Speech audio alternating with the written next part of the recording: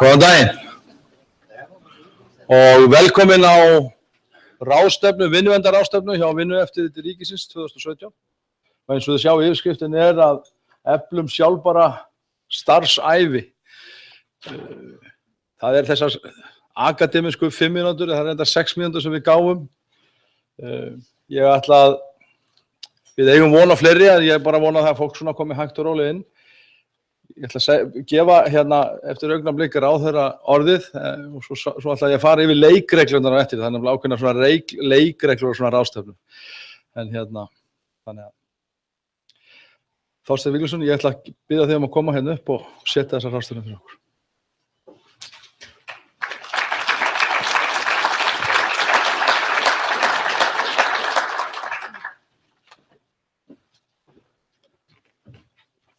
Jú, komið sæl öll og virkilega gaman að fá að vera með ykkur að ræða þetta mikilvæga málefni.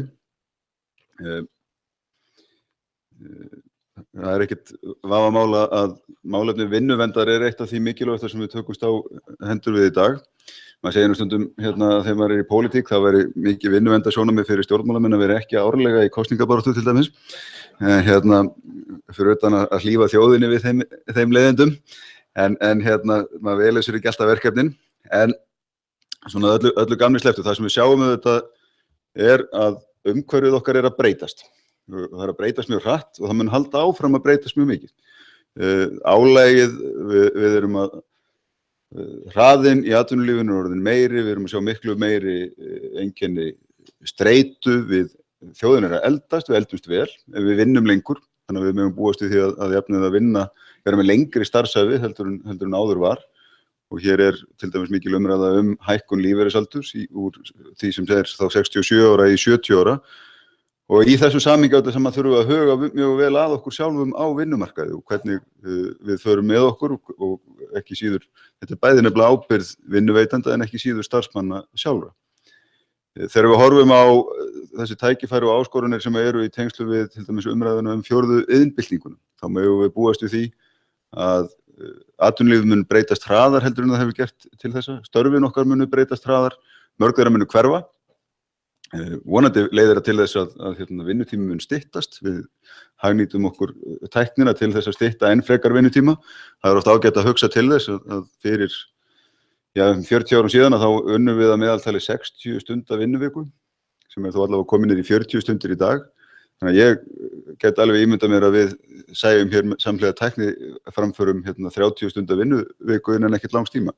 Ég held að það sé miklu líklegri leið að við dreifum álaginu heldur en að það verði eitthvað vandamál með vaxandi atvinnuleysi eða umræðum borgaralaun eða eitthvað þess háttar. En þetta skiptir samt allt gríðarlega miklu máli að við séum að horfa til hvaða áhrif hefur vinnan á okkur, hvernig líður okkur í vinnunni og hvað erum við að gera til þess að koma í veg fyrir helstu vandamáli sem við erum með í dag, sem til dæmis bara kulnun í starfi, samhliða aukinni streitu og álagi. Þetta það algengasta orðið sem við sjáum, má segja breytingin til dæmis þegar kemur að örorku og nýgengi örorku hjá okkur í dag, ekki hvað síst þarna. Þetta ekki lengur bara örkuml vegna vinnuslysa sem við þurfum áfram með þetta gæta mjög vel að. Við þurfum að sjá miklu meira en það. Fólk einfaldlega að brenna mjög hratt upp í starfi út af auknu álagi. Og þar skiptir alveg gríðarlega miklu máli að við sjálf sem starfsfólk setjum okkur mörk. Að við setjum mörk gagnvart vinnuveitendum. Að við hugum að því að við eigum skýlausan rétt á hvíld, á eðlilegu, viðráðanlegu álagi í vinnu.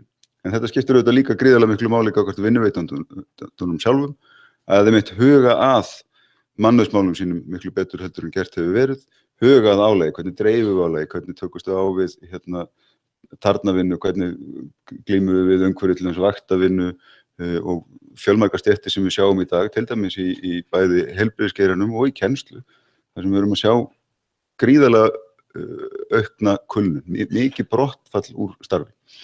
Við þurfum líka að huga að því að samhliða með þessum öðru breytingum, þá megum við búast við því að við þurfum að fara í gegnum kannski nokkra starfsferla á ævinni. Þessi tími að við komum inn í eitthvað starfsvið og störfum þar alla starfsæfina held ég að sé algjörlega liðin. Það leggur meiri kröfur á okkur auðvitað endurmenntun og aðlögun, en einmitt enn og aftur þurfum að huga því að við getum þá klárað starfsævina og við hugum líka að því sjálf þegar kemur að til dæmis erfiðum slítandi störfum að leita sjálf leiða til þess að koma okkur út úr slíkum aðstöðum að bíða ekki eftir því að við brennum upp. Sum störf eru einfaldlega þess eðlis að það ekki hægt að sinna þeim alla ævi. En þetta og mun verða mjög vaxandi viðfangsefni vinnuverndarinnar og þess vegna fagna ég þessari ráðstefnu í dag, geti miður ekki setið með ykkur út af sólarhring eins og ykkur sagði. En þeim mun ánægjulegra að sjá einmitt að það sé verið að taka þessu umræðu og mjög mikilvægt að við höldum áfram að þróa okkur í þessum efnum. Þetta mesta áskorunin held ég sem við búum og stöndum frammi fyrir í dag. Það þetta gríðarlega mikla álag, þessi hraði, sérstaklega á tímum eins og núna í hagkerfinu þar sem allt á yfirsnúningi, að það sé vel hugað að vinnuverndarmálum. Og veit að Vinnueftirlitið með augun á boltanum hvað þetta varðar. En ég óska ykkur góðs gengis í ykkar störfum í dag og vona að þetta verði gagnleg og góð ráðstefna. Takk hérlega fyrir mig.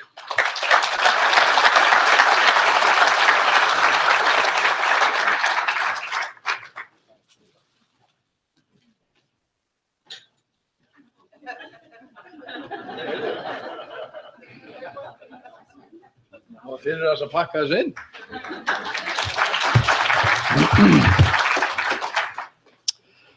Takk kærlega fyrir, Þorsteinn. Eins og hann kom inn á þá fjallar þetta að við þurfum að hafa sjálfbæra starfsævi, alla starfsævina, ekki bara á einhverjum ákveðnum kjarna. Fólksfjöldi í Evrópu, hann að aukast. Við komum aðeins inn á það. Lífslíkur eru að aukast einnig, það hafa aukist frá 2003 til 2013 2,9 ár í Evrópu. Það hefur aukist, meðalaldur hefur farið úr 77,7 ár upp í 80,6 ár. Hér á Íslandi þetta aftur á móti annað. Hér meðalaldur karlmanna 81 ár og kvenna 84 ár.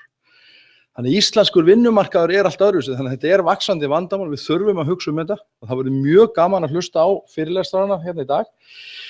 Ég sagðist alltaf að fara í smá svona reglur og síðan ætla ég að kynna hana Joan Crawford, hún á ensku. Just a minute. Ég með 2 spjöld fyrirlestrar, þannig að þið sjáu það líka hérna úti, publikum. Hver hefur 15 mínútur, þegar gula þá eru 3 mínútur eftir, þegar rauða þá það búið og svo kem ég og geri svona rennandi tæklingu ef þið farið langt fram yfir þann tíma. En við skulum vona að það komi ekki til þessa. Ég ætla að fá að kynna hana hérna Joan Crawford og það verður á ensku, þannig ég ætla að kynna hana á ensku. Joan Crawford is a PT and I can't all this different kind of, shortness. She is a doctor in economic and human factors, right? Yeah. And she is the leader of the Institute of Occupational Medical and is a chartered economic and human factor specialist. In her past career, has she been a lecturer and a senior lecturer in economic at the University of Birmingham and program director for the MS, Master in Occupational Health. She has been involved in research in a number of different areas, including MSDS, agent and work and returning to work after cancer. She also worked in different sectors, including emergency service, works, telecommunications, health and social care, and financial service. Joan has been lucky enough to work with different disciplines within occupational health and safety, public health, and social policy. Joan Crawford, the floor is yours.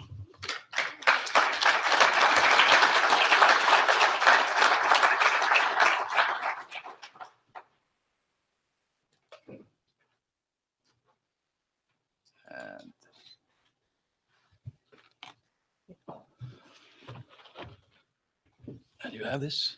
Okay. And it's like this. Okay. Brilliant. Thank you very You're much. welcome.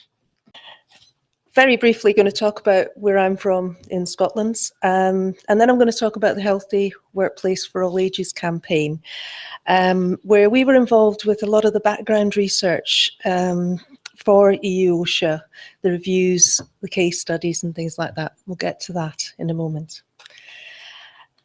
The institute I work for, we're a charity, an independent charity founded in 1969 from the National Coal Board. And it's interesting because it's one of the few organisations that's always had an ergonomics team. And that was something we found when we were dealing with legal cases with regard to miners' knees about 3 years ago. So we've had a long history in coal, but we've kept up with workplace changes since that time, including things like asbestos, nanoparticles, and nanosafety. We are part of the hub in the UK to help manage nanoparticles and protect people from potential consequences.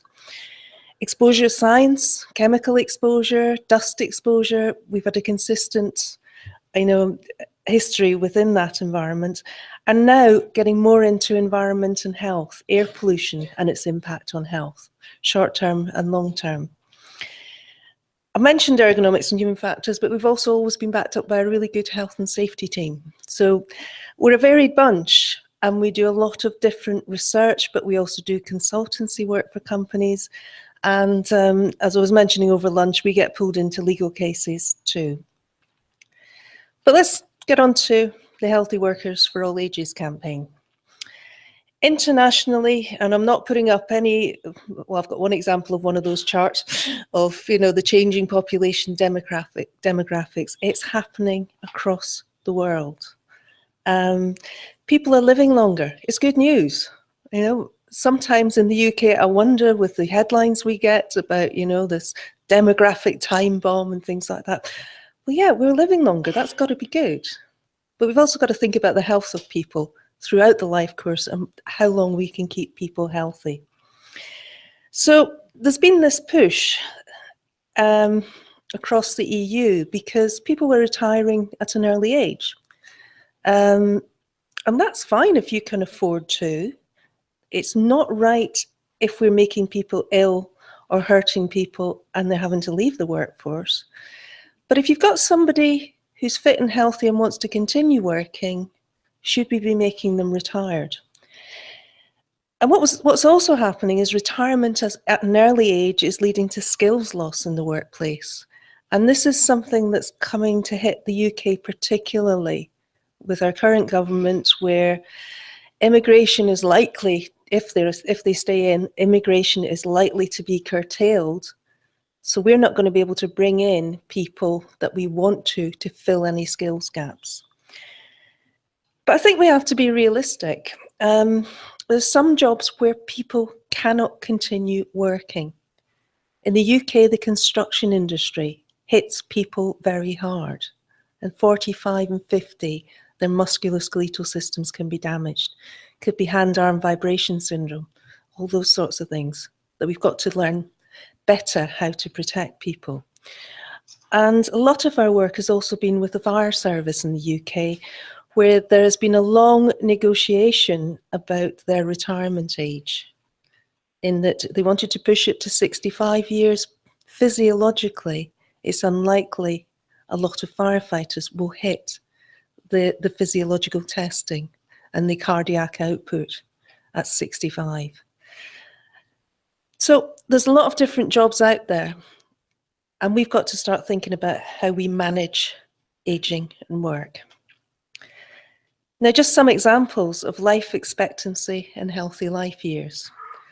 Life expectancy and healthy life years in Iceland is probably the highest across EU 28 for men. Slightly different for women, but but when we look across the EU, country like Estonia, where the healthy life years, 4.1 years for men, 5.3 for women. And that means women in Estonia, are only going to have about 5 years of healthy life with no ill health or ill health conditions after the age of 65. Another way of putting that is to put that into a graph. People I forgot to mention at IOM are the statisticians and the epidemiologists who help do things like this. The percentage of time spent in ill health after the age of 65 years. You can see that, I've mentioned Estonia, and over 70% of time after age 65 is spent in ill health. The UK, we're at about 50%, and Sweden and Iceland, they're the two lowest in terms of healthy life years. So whatever you're doing, keep doing it, okay? The project itself, it was called Safer and Healthier at Any Age. And we were part of a consortium, Milieu in Belgium, COVI in Denmark, who pulled together the evidence, reviews, reviewed resources throughout the EU.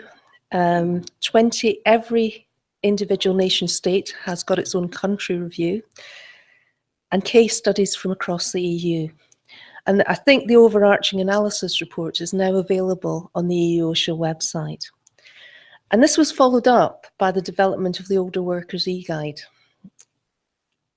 Okay, and what EU-OSHA have done with the information that was pulled together is they've done this data visualization tool. And it's great because I was playing with it this morning to find out everything I could about Iceland, learned a lot about the UK too, and it's all there and it's available. So please have a look. There are contributions to the research for the two reviews. The Ageing Workforce, Implications for Occupational Safety and Health, and Women and the Ageing Workforce. And really some of the highlights from OSH and older workers are things like chronological age is not the most important determinant of health. Okay? You can't tell how healthy is from someone's age. We do change as we get older, physically and psychologically, but it does not always impact on the ability to do your job. It depends on your job, how the job has been designed, how the tasks have been designed. There's a few other things that we need to think about too. Work that requires people to work at full physical capacity is not sustainable for anyone at any age. You can't work at 100%. Okay, physically, 5 minutes maybe, okay? But, you know, we're trying to design work that people can do for a full day shift. We're trying to design work that fits everyone. The rates of accidents among older workers are actually lower than younger workers. However, the consequences can be more serious. It can lead to more time off work. Recovery time can take longer. But what's also important is that personal health and good health behaviours help across the life course. And this is something coming from Scotland, where our health behaviours are not the best, that, you know, we need to try and find ways of working with public health, of working, you know, of trying to manage this whole thing in relation to our health behaviours, our employers' health, you know, what our employers expect from us and demand from us, and bringing it all together.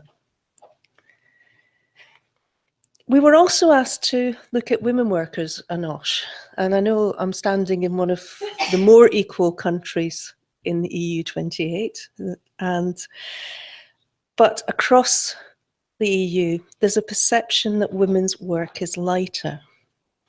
And the last time I made that statement, I just said to people, if you know any female nurses, I dare you to ask them that, you know, because it's not. Cleaners, the people who are involved in cleaning, their workload, they're bending, they're stretching. It's actually quite a heavy load.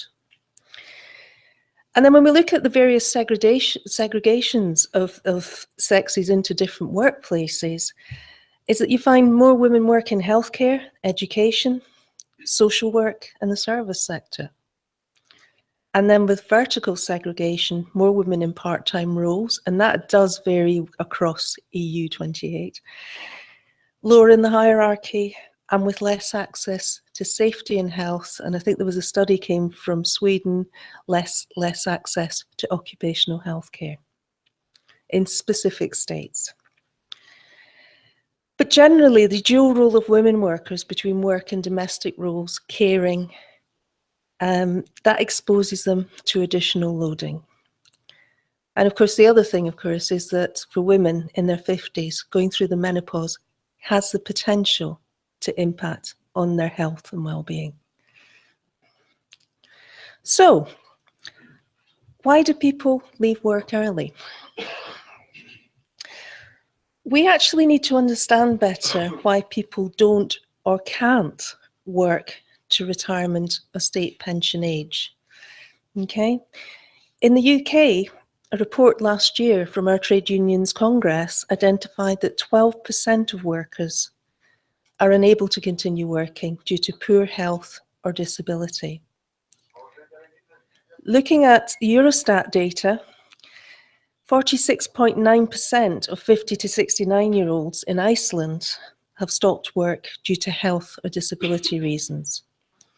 And just over a third of people in Iceland aged 55 to 64 have long-standing medical conditions.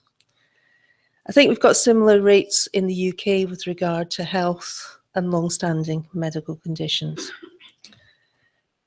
So when are people retiring? Well, we've gone from a change. We don't actually have a default retirement age in the UK anymore. I will get my state pension at 67. Those coming behind will be 68 years old.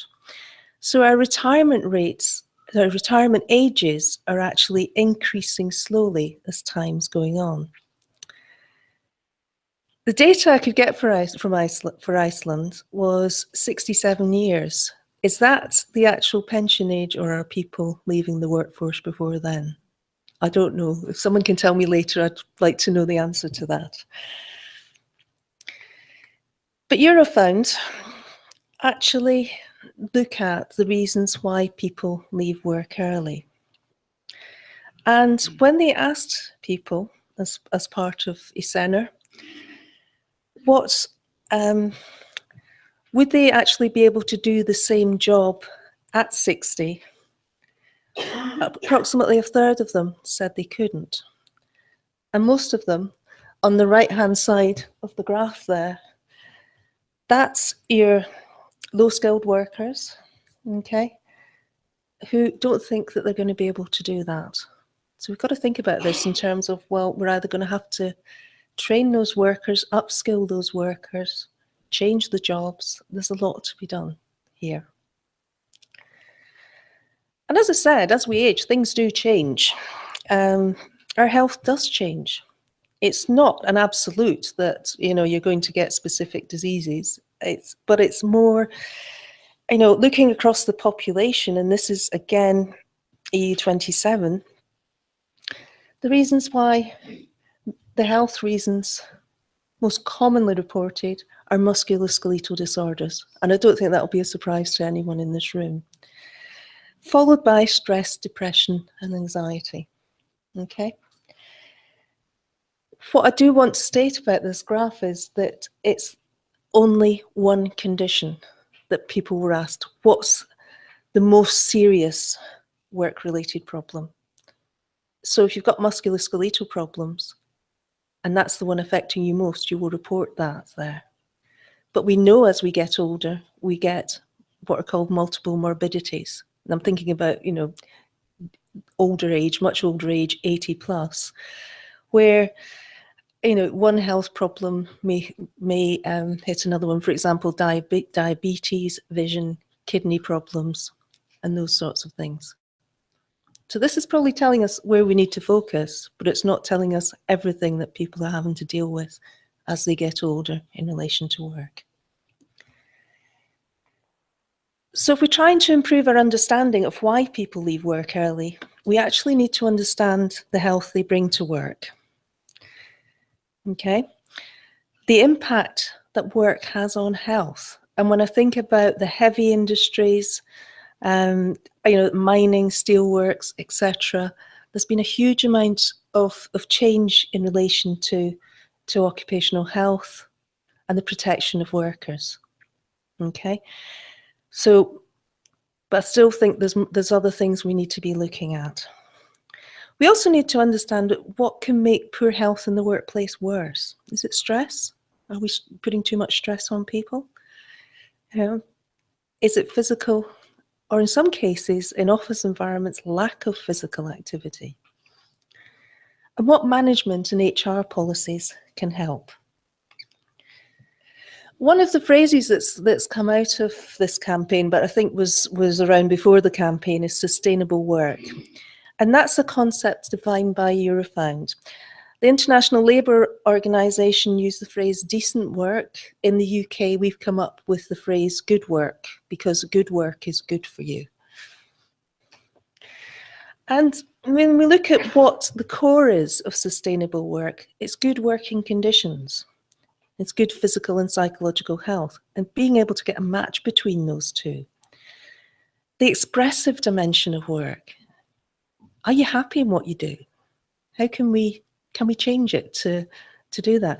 It's things like job satisfaction. When I look at firefighters and medical personnel, nurses coming off a shift, or care workers coming off a shift, they're actually, they feel like they've done a good job.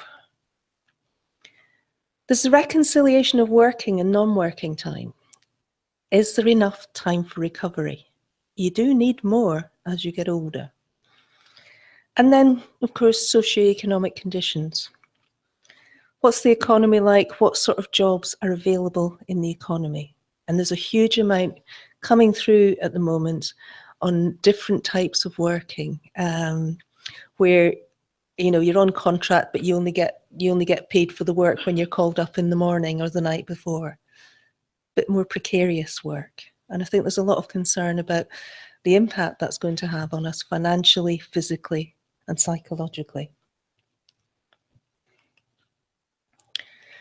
But in relation to safety and health, we need to consider how we manage risks.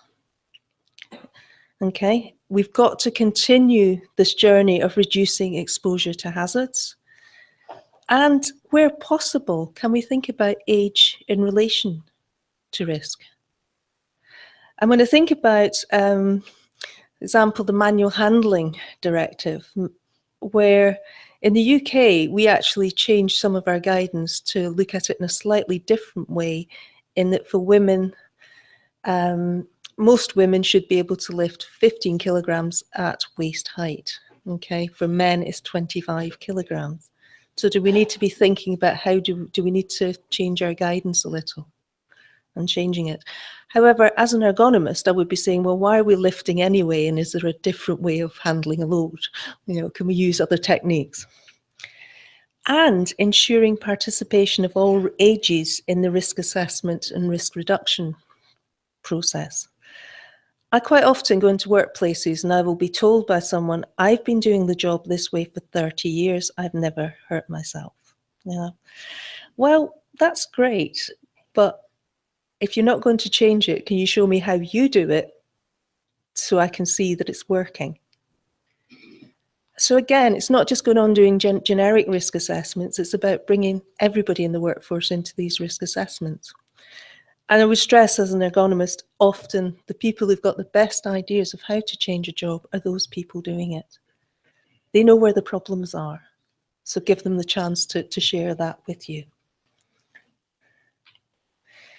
And there are a number of different models around in relation to age and work. Probably the most well-known is the workability model from Finland. But some of the work that we've contributed to is the Older Workers e-guide for EOSHA. Again, the web link's there. Please have a look, because I'm going to start this in English. It's designed for everyone. It's been split into different areas for the HR professional, the safety professional, for the employer and the employee. But, everybody has access to all the information on that site.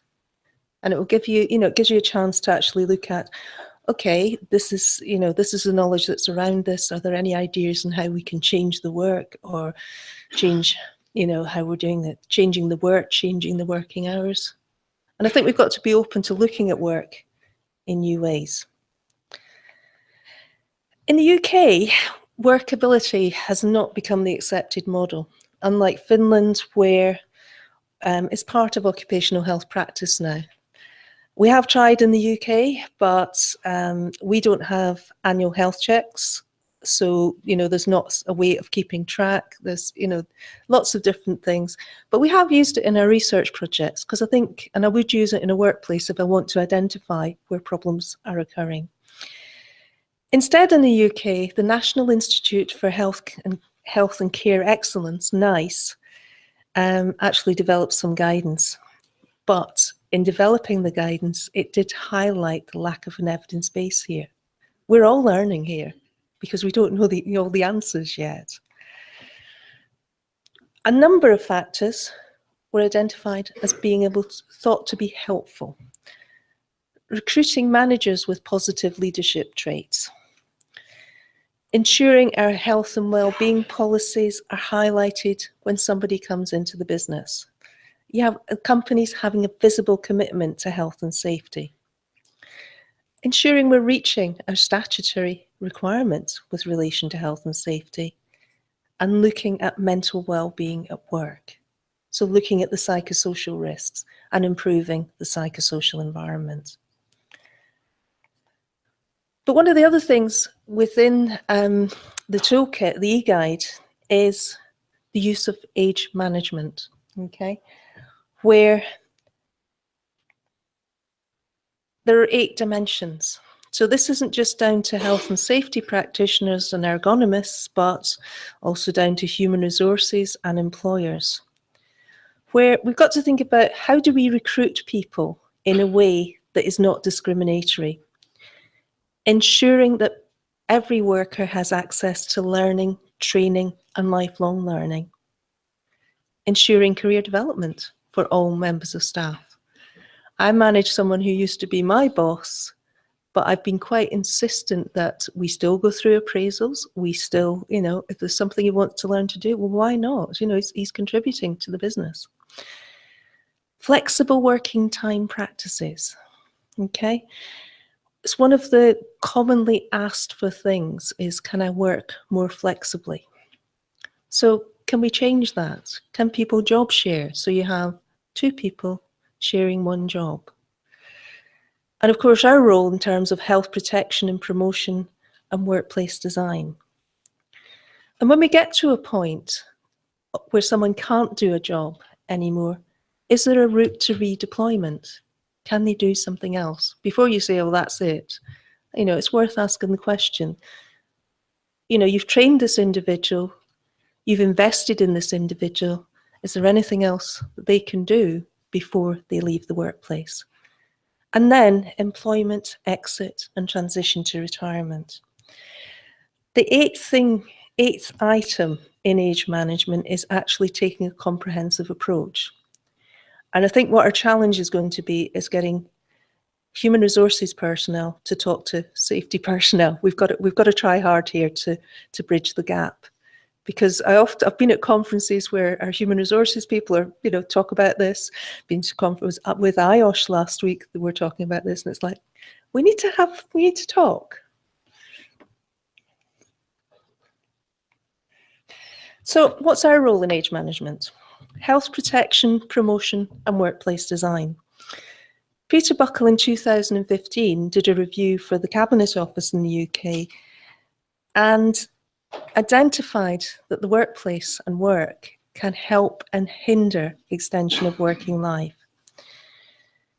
Because physical and psychological demands can exacerbate existing conditions. One of our problems, going back to the evidence base, is that the use of risk assessments for those over 65 years lacks an evidence base. To go back to manual handling, the data that we use in the UK was measured on men up to 50 years old. So we don't actually know.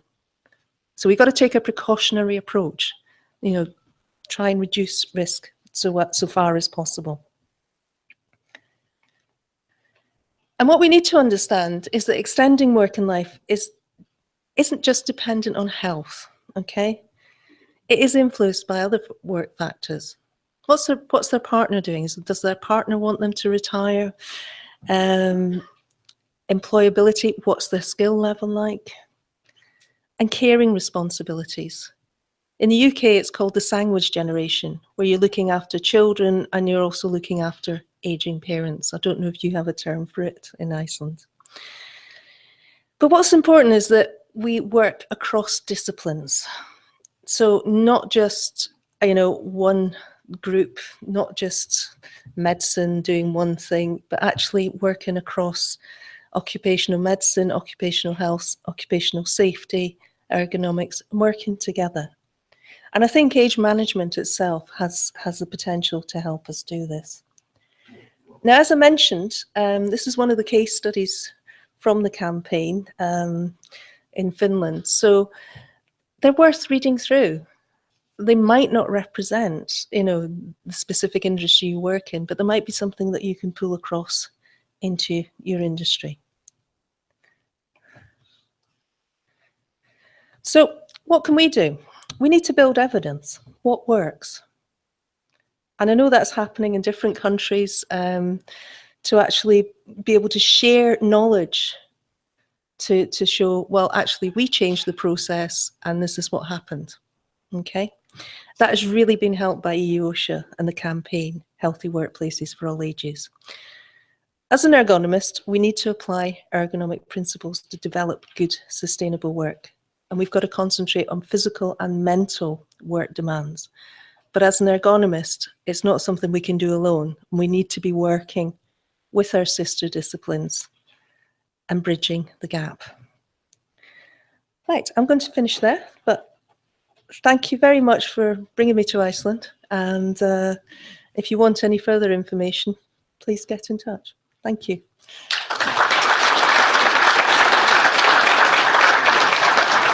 Didn't need your red card. No, you didn't need it. It's good. Are you open for questions? Yes.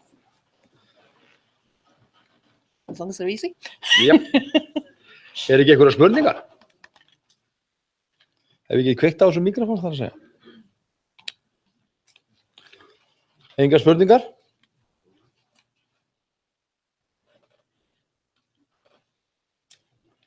Ekki neinar? Þetta... Halló? Þetta ekki að virka. Jú, þetta virka.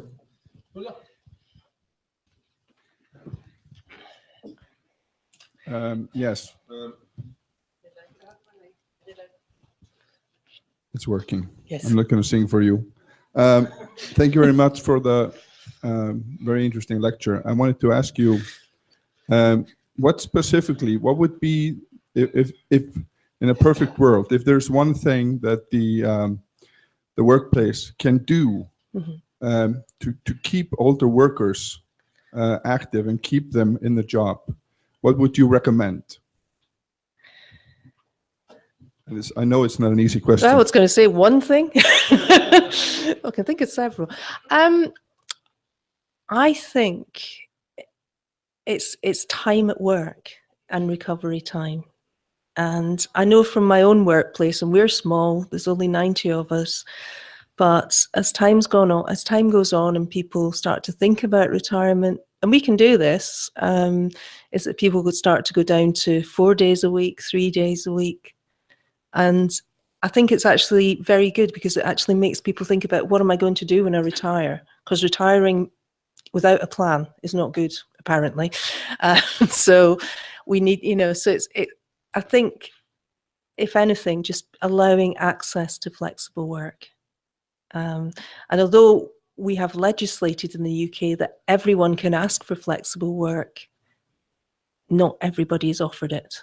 And I think we need a culture change in the UK. So, okay, thank you. Einhver annar sem vill spyrja?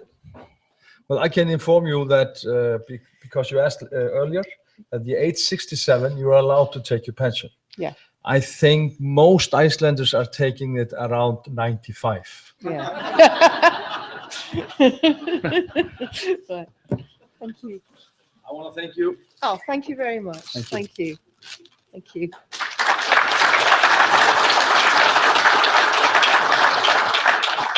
Það þá komin, ætlum að fá annan fyrirlesa hérna upp. Ég ætla að fá að kynna Björg Þorleifsdóttir, lektor hjá Háskóla Íslands, sem ætlar að koma hérna og tala vaktavinnu, svefn og heilsu. Gjörðu svo vel, Björg.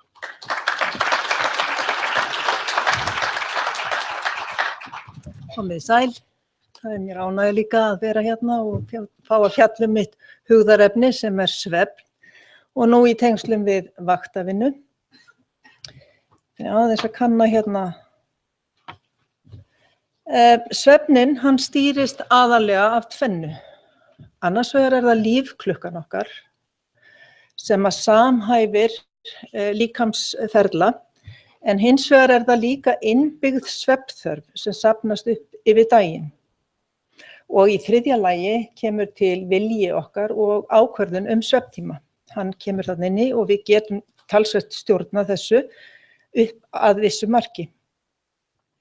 En svefnin mótast sem sé af lífsháttum og hann hefur styrst verulega mikið. Rúmlega klukkustund miðað við upphaf síðustu aldar. Og að sjálfsögðu það breytt aðstæða okkar til lífs með aukinni rafvæðingu.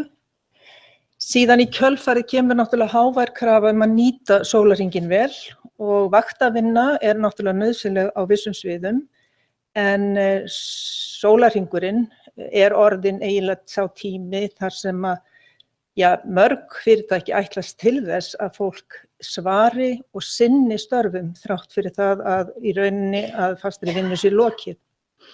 Og síðan náttúrulega óþrjótandi möguleikar á afþreyingu eins og við vitum og með öllum þessum nýju tækninýjungum getum við endalaust verið að kynna okkur eitthvað nýtt og skemmtilegt og svefnin sannarlega verður svolítið út undan fyrir bragðið. Svefnin hefur, í eðli sínu breytist hann með aldri, bæði lengd og samsetning hans og hjá litlum börnum þá sofa börnin frá 12 til 16 klukkustundum en sá tími náttúrulega styttist þegar við eldumst og samsetning svefnsins breytist líka.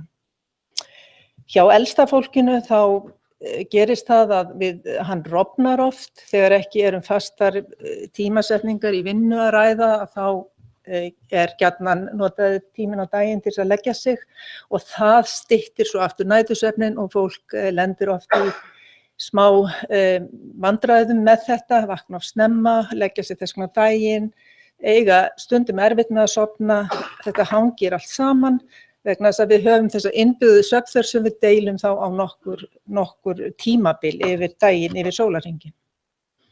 En allt það var þess vegna mikið ánægjuefni þegar núna í ár lífklukkan, svo sem ég nefndi áðan að hefði verulega áhrif á svefnin okkar, var fyrir valinu þegar valin voru Nóbelsverðlaunin í lífeðlis- og læknisfræði. Og þar voru þeir þrír, þessir Jeffrey Hall og Michael Rosbash og Young, sem á 9. áratugnum lögðu fram vinnu og skrifuðu þar greinar, stunduðu rannsóknir á lífklukkunni, þar sem þeir sýndu fram á að það eru gen í ákveðnum frumum í heilanum, í taugakerfinu sem ráða í raun og veru okkar takti, sem eru grunnur að þessum takti sem að flestar lífverur, plöntur og dýr sýna. Elsta fræga dæmið mímósan, blaðhreyfingar mímósunar sem að lokar sér á kvöldin eða fellir saman blöðin á kvöldin og opnar í birtu að morgni. En þegar þessi sama planta var sett inn í lokað kerfi þar sem engin birta kom stað og þá kom eftir sem áður komu þessar blaðhreyfingar fram. Þannig að það var ekki birtan sem stjórnaði þessu, heldur eitthvað annað. Og það voru þeir sem að gátu fundið út að það voru gen í ákveðnum frumum sem að ollu þessu eða stóðu fyrir þessu breytingu. Nú ef við kíkjum aðeins á það að þá lífklukkan þannig að hún samhæfir grunnstarfsemi líkamans. Þetta eru frumur sem kringum 10.000 að þér talið upp á ákveðnu svæði í heilanum sem heitir undirstúka og þar dægursveiflunum í raun og veru stjórnað. Þar þekkjum við best svefn og vöku, líkamshitinn líka mjög þekktur þar sem við erum með hæsta hitastigið svona klukkan 4-5 á daginn en lægst svona 3-4-5 á nóttunni, svolítið einstaklingsbundið. Og á myndinni þarna til hliðar sjáið þið daga í hvern af öðrum, þetta vika þarna og þið sjáið að svarta línan svefn, brotna línan vaka og þríhyrningunum þarna lægsta hitastigið, svona það bil. Á 7 dögum sýnir þessi einstaklingur nokkuð eðlilegan svefn, fer að sofa nokkuð eðlilega nema 2 dagvikunar, seinkar aðeins, sem er náttúrulega þetta klassíska, þessi helgardagar. Og við gerum það að við seinkum gjarnan þegar frí og engin krafa að vakna að morgni. Og nú ég ekki að tala um vaktavinnufólk, nú ég að tala um fólk sem vinnur bara deginum. Þessi einstaklingur eða einstaklingar voru settir í einangrun þar sem engin birta komst að. Hvað gerðist? Þessum ferlum seinkaði tæplega klukkustund. Þannig að eftir sirka 24 daga var upphafstími svefnsins komið aftur hérna á miðnætti. Það sem sagt miðnætti hér og aftur miðnætti hér, 24 klukkustundir og hér líka 24 klukkustundir. Sem þýðir að við höfum innbyggða seinkun í okkur. Okkar klukka gengur cirka 25 klukkustundars gang, en það eitthvað sem stýrir því að hún fellur inn í 24 klukkustundar sem að sólin, eftir sólarganginn. Og þau merki sem að þessar frumur fá eru úr umhverfi okkar. Þau merki verðum við að virða. Það í fyrsta lagi það dagsbirtan sem skiptir verulegu máli, sem að skilin á milli dags og nætur. Og þá spyr ég þig kannski býtu en á sumrin stöðu birta, hvernig hægt að greina þar á milli. Það munur á birtu að nóttu og degi eins og við vitum að morgni og kvöldi á sumrin líka. Og það eða bara ímynda ykkur að sitja úti klukkan 2 að degi og lesi bók og svo aftur getið þið lesið úti klukkan 2 að nóttu, en birtan allt önnur. Og við skynjum þetta. Við höfum skynfæri í augunum, það eru frumur þar sem að skynja breytileikann. En það eru fleiri þættir sem skipta máli og við tökum mið af og það staðarklukkan, matmálstímar, umhverfishitastig og fleira og fleira. Og lífklukkan hins vegar stjórnast fyrst og fremst, hefur sterkasti hvatinn að stillingunni birtan. Og það eru nemar í augunum sem að taka við þessari birtu og það berast boð í gegnum heilan og endar hér uppi í svokallum heilaköngli sem að getur losað melatonín sem það hefur kannski heyrt talað um, en það gerist einungis í myrkri. Birtan stoppar melatonín framleiðsluna og það akkurat þessi birta, þessi stöðvun á melatonín framleiðsluna sem að aðalmerkið til líkamans að nú sé kominn dagur. Það sem sagt, augað sem skiptir máli, það lífklukkan sem í undirstúku heilans og svo það heilaköngulinn. Og melatonín framleitt í myrkri. Ljósið hindrar sumsé myndunina og þið sjáu þarna þennan feril sem ég sé hálf illa á skjánum en þið sjáu að hér undir miðnætti þá fer að hækka framleiðslan og nær hámarki miðja nótt og þegar birta tekur að þá minnkar þetta aftur. Síðan hafa, af þessum sökum melatonín stundum kallað hormón myrkursins og það í raun og veru segir líkamannum hvenær best sé að sofa, hvenær kjöraðstæður ríkja. Að þessu sögðu að ljós hefur áhrif, þá voru gerðar athuganir á því hvað gerist ef að ljós gefið við aðstæður þar sem myrkur ætti að ríkja og við sjáum niðurstöður hægra megin að hér eðlilegur ferill þar sem ríkjandi myrkur en ef að ljós gefið þá sjáum við að melatónínið fellur, það minnkar leið og ljós birtist eða varpast í augað og það háð því hversu mikill styrkur ljósins hversu mikið fallið Þannig að þarna erum við komin strax eitt punkt. Ljós skiptir máli þegar við til dæmis vinnum á nóttunni. Birtan samstillir klukkuna og hér sjáu þið sem sagt 2 línurit, þau eru nákvæmlega sömu línuritin hægra og vinstra megin, en hér tilhneiging okkar til að vaka, hún sterkust yfir daginn, þetta dagur, nótt, dagur, sterkust yfir daginn og fellur síðan tilhneigingin. Og hér erum við með melatoninið sem lágt gildi yfir daginn en eykst að nóttu og hér erum við með líkamshitann sem hár að degi og fellur að nóttu. Þetta eiginlega nokkurn veginn svona andhverfir ferlar melatónin og líkamshiti. Við birtu að þá fellur, þá minnkar tilhneigingu okkar til að vaka, það eykst melatónið og líkamshitin fellur, það gagnstæða gerist þegar við vöknum að morgni, þegar birtir og melatóninið minnkar framleiðsla þess. Og þetta eru aðstæður sem við erum að breyta í líkamanum.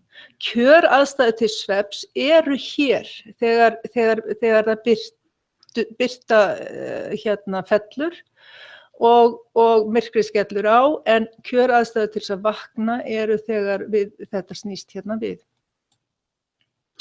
Lífklukkan þarf að vera, til að þessi samhæfing eigi sér stað, þá þarf lífklukkan að fá klármerki og þá skapast þessar kjöraðstæður sem ég var að ræða. En það getur skapast misræmi og þekktast þegar við fljúgum á milli yfir margar lengdarbauga, yfir mörg tímabelti, að þá breytist staðarklukkan að sjálfsögðu en innri klukka okkar helst. Og við lendum í vandræðum sérstaklega þegar við förum í austurátt af því að þá erum við að fara í sömu átt og klukkan okkar lengist. Við höfum tilhneigingu til þess að seinka okkur og við höfum, þegar við fljúgum í austurátt, þá erum við að líkja svolítið eftir þessu sama ferli. En við náum að endurstilla þetta. Það tekur okkur nokkra daga, einn dag cirka fyrir tímabelti, þannig að við erum nokkurn veginn búin að ná okkur vel eftir 4 daga þegar flogið frá vesturströnd Bandaríkjanna og hingað yfir. En vaktavinna getur haft þessu sömu áhrif, því að við það að starfa í ljóslotu þar sem við eigum að vera sofandi, þá gerist það í líkamanum að hann fer að seinka klukkunni sinni. Hann fær ekki réttu boðin og af því að innbyggða tilhneigingin að seinka sér að þá gerist það hægt og bítandi. Þannig að þeir sem að vinna vaktavinnu og hafa ekki reglulega vaktavinnu, að þeir geta lent í vandræðum. Sömuleiðis eru líkur eða hugmynd það að bitlaus staðarklukka sé ennfremur að ýta undir slíkt misræmi sem nemur þá klukkustund hér á Íslandi hjá okkur, þar sem við erum á sama tímabildi eins og Bretland, sem þýðir að okkar klukka alltaf klukkutímas innri klukka, fylgir ekki sólarganginum, heldur bara staðarklukkunni og þá matmálstímum og þá útvarpsfréttunum og umhverfishljóðunum og svo framvegis sem við stillum eftir. Við getum stundum komist hjá því að taka sterkt eða aðalmiðið af birtunni, en sumir eigi erfiðleikum með þetta, verða að stillast eftir klukkun og þeir geta lent í vandræðum. Gott og vel.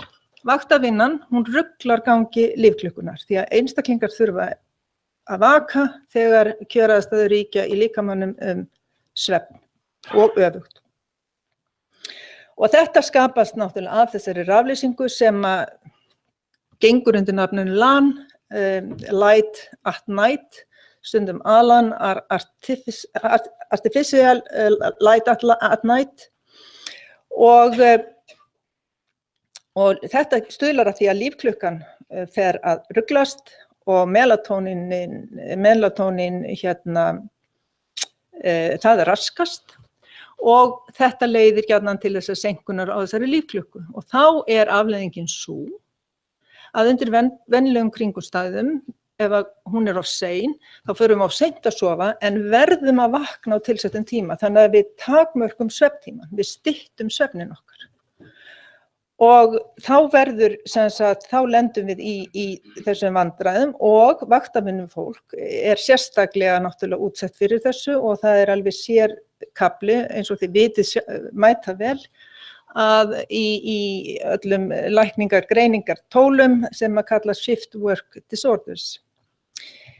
Það hins vegar svo að kvöldtýpur, þeir sem eiga hægt með að sofna á kvöldin, að þeir sem eiga sofna seint á kvöldin, þeir eiga hægara með að vinna vaktavinnu. Fyrir ekki, 3 mínútur eftir. Ok, já, hérna. Dægursveiflur eru mældar með virknimæli og við sjáum að það getur verið ansi breytilegt. Hér sjáum við dagvinnu einstakling sem vinnur á daginn og vakir, vinnur á daginn og vakir og sefur hérna á nóttunni. Sömuleiðis erum við með slíkan einstakling sem vinnur þá að nóttunni en sefur á daginn reglulega. Hér erum við með einstakling sem að skipta yfir af dagvakt, hér sefur á nóttunni og fer síðan yfir á næturvakt en nær ekkert að almennilega stjórna því og hér sjáum við einstakling sem sefur bara hér og hvar og nær í rauninni hvergi hvíld. Nú, það var gerð rannsókn fyrir margt löngu, það var nemandi sem skoðaði þetta og það kemur ljós að næturvinnu fólkið fær skemmri svefntíma í viku hverri heldur en dagvinnu fólkið en hins vegar lagði sig frekar. Nú þeir höfðu tilhneigingu til að meta svefnin sinn mun verr þeir sem voru á næturvinnu og dægurgerðin sem við köllum, þeir sem voru kvöldmanneskjur leituðu frekar eða fleiri af þeim voru unnu næturvinnuna, leituðu í það afdrep. Ofstuttur svefn veldur dagsyfju og þreytu og ofstuttur svefn skilgreindur sem styttri en 6 klukkustundir. Áhrifin geta komið fram, ekki bara í líkamlegri getu, heldur andlegri getu og það geta þess vegna leynt mjög á sér. Og það hefur verið sýnt fram á að eins og þið sjáið þarna að oflítill svefn getur haft áþekk áhrif á einbeitingu eins og mikil áfengisdrykkja. Og þarna athyglispróf og sýnt að 17-19 tíma vika samsvarar þessu 0,5 prómilli í blóði.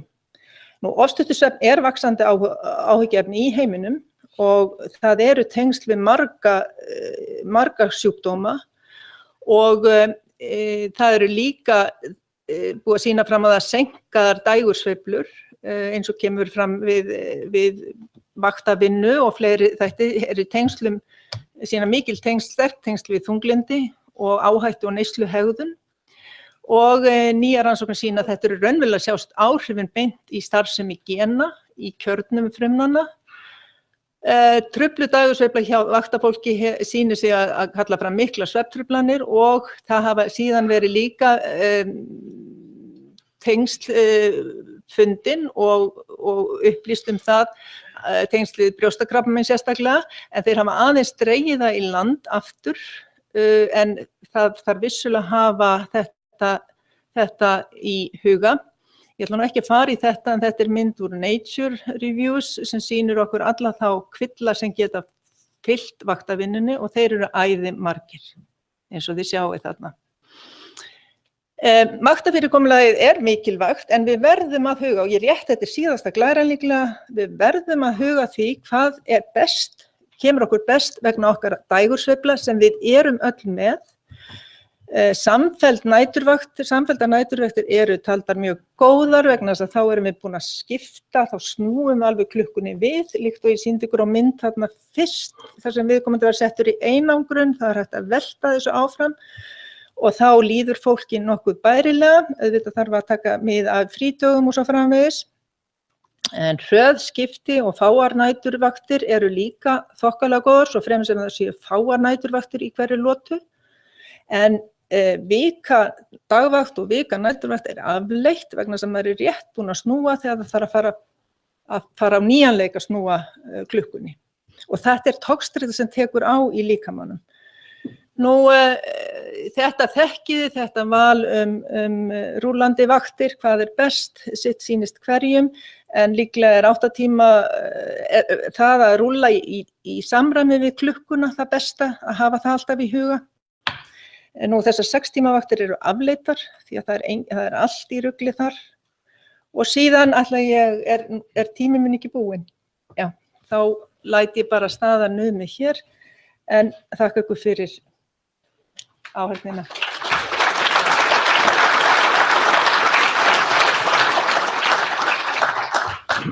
Ég var handboltadómari í gamla daga og maður reynir aldrei að taka upp rauðaspjaldið. Maður fær alltaf skammi fyrir það, þannig að ég gerði það ekki. Takk. Mjög áhugaverður fyrirlestur. Ekki einhverjar spurningar út úr sal? Ein hér. Já, sæl. Halló, já, Eggert heiti ég hjá Vinnueftirlitinu.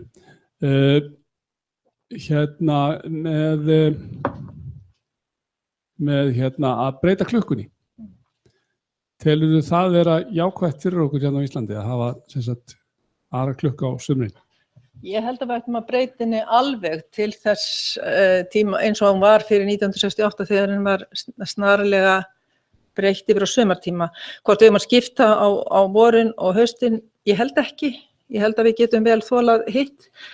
Við höfum birtu allan sólarhringinn nánast á sumrin, þannig að við þurfum ekki að bæta miklu við, en við þurfum að bæta við morgunbirtu á veturna. Svo koma gagnrýnisræðurnar að segja að þá getum við ekki farið út í golf eftirmiddaginn, við getum ekki farið á hestbak í eftirmiddaginn og svo framvegis. Það skerðir auðvitað birtutímann þar, en það sem við græðum er morgunbirtan sem er svo mikilvæg til að stilla klukkuna af.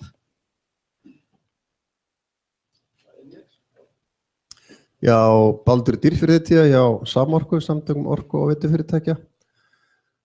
Takk fyrir mjög áhugaverðar upplýsingar. Spurningarnir hjá mér annars vegar varðandi melatónín.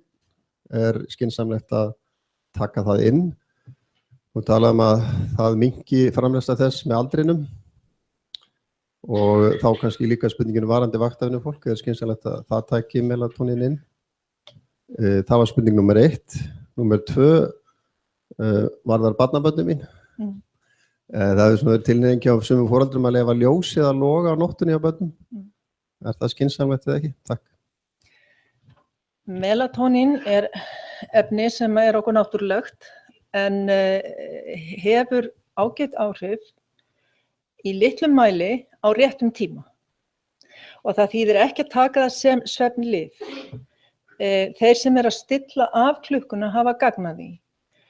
Þessi lækkun í melatóníni hjá eldra fólki er ósköp eðlileg og ég held að ég færi rétt með það að það sé ekki þörf á því alla jafna að bæta sér það upp.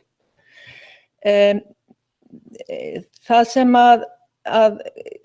það er ekki til, það eru til auðvitað langtíma rannsóknir. Þetta var uppgötvað í kringu á 9. áratugnum og það er búið að nota melatónín mjög lengi.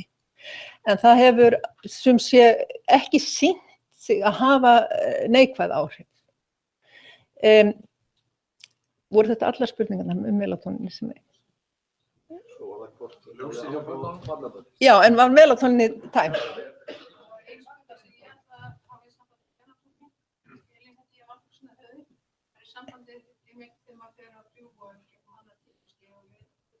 Já, það er ráðlegt og það er hægt að nota melatónín þegar maður er að stilla klukkuna af, já.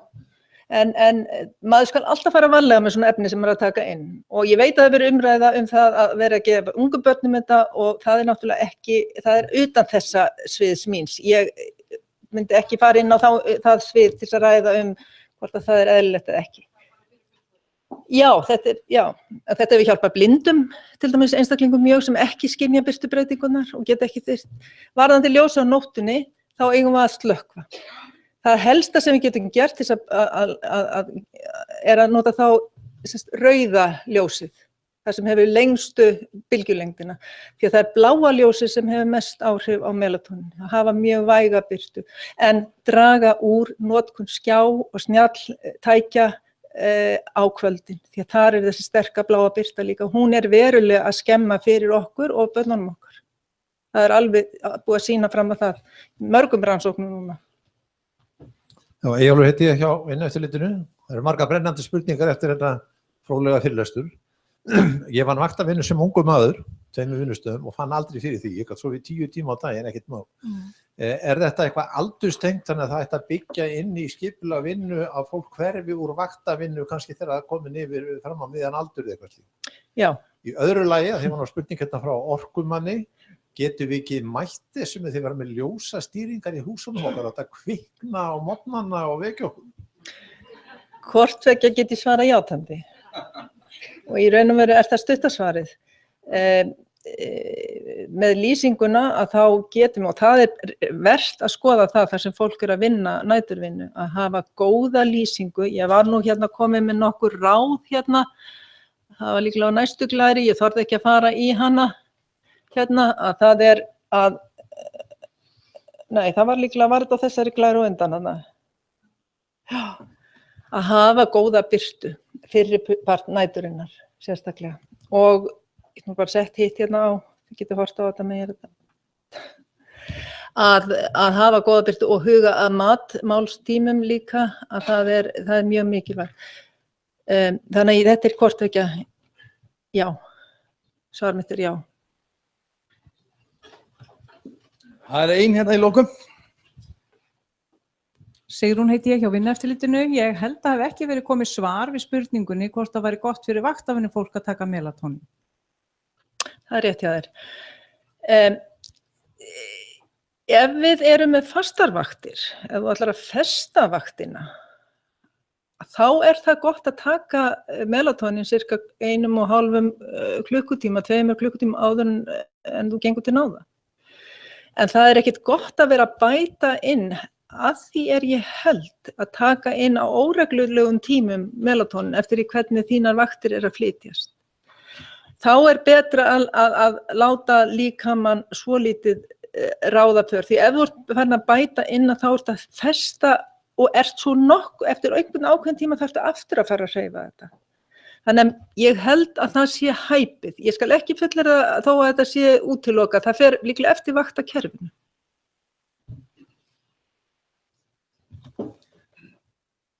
Þakka þér fyrir, Björg. Ég ætla nú að nota öll tækifæri til þess að berjast gegn því að fólk sé að hringla í klukkunni. Bara alltaf þegar það kemur upp það trúarlegt atriði mitt. Við eigum að berjast fyrir því að vinnustæðir séu sveigjanlegir. Þannig að vinnustæðir þar sem eru starfsmenn sem vilja mæta klukkan 10, að þeir stuðla því að þeir starfsmenn mæti klukkan 10. Það var afar hjálpað fyrir miðborg Reykjavíkur að láta að safna saman starfsmennum þar sem vilja vinna klukkan 10 á mótnana. Við eigum að hvetja til sveigjanlegra vinnustaða sem samrýmist því að sum okkar vilja sofa fram eftir og svo eru aðrir sem eiga erfitt með nætursvefn og þurfa að mæti vinna klukkan 6 á nóttunni eða hvað nú Og við þurfum að berjast fyrir sveigjanlega vinnutímum en leyfum klukkuna að vera. Það skiptir með engum máli hvort ég mæti klukkan 7, 8 eða 9 eða 10. Ég vil bara vera að mæta. En við þurfum að hafa sveigjanlega vinnustað þannig að við getum aðlagað haft lífið í samræðum við okkar dynti og skávanga. Takk Kristín, ég veit að þú hefur þessa skoðun, við höfum áður mæst á þessum vettvangi. En ég vil benda þér á að börnin hafa ekkert val. Börnin hafa ekkert val það hvernig þau vakna á morgnana og fara í skólann.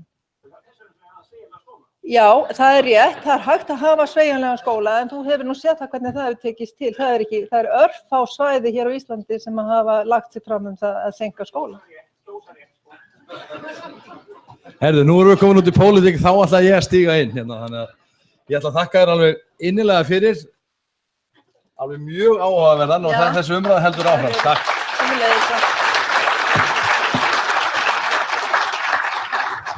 Gat verið að Kristín tók hérna smá pólitík á þetta.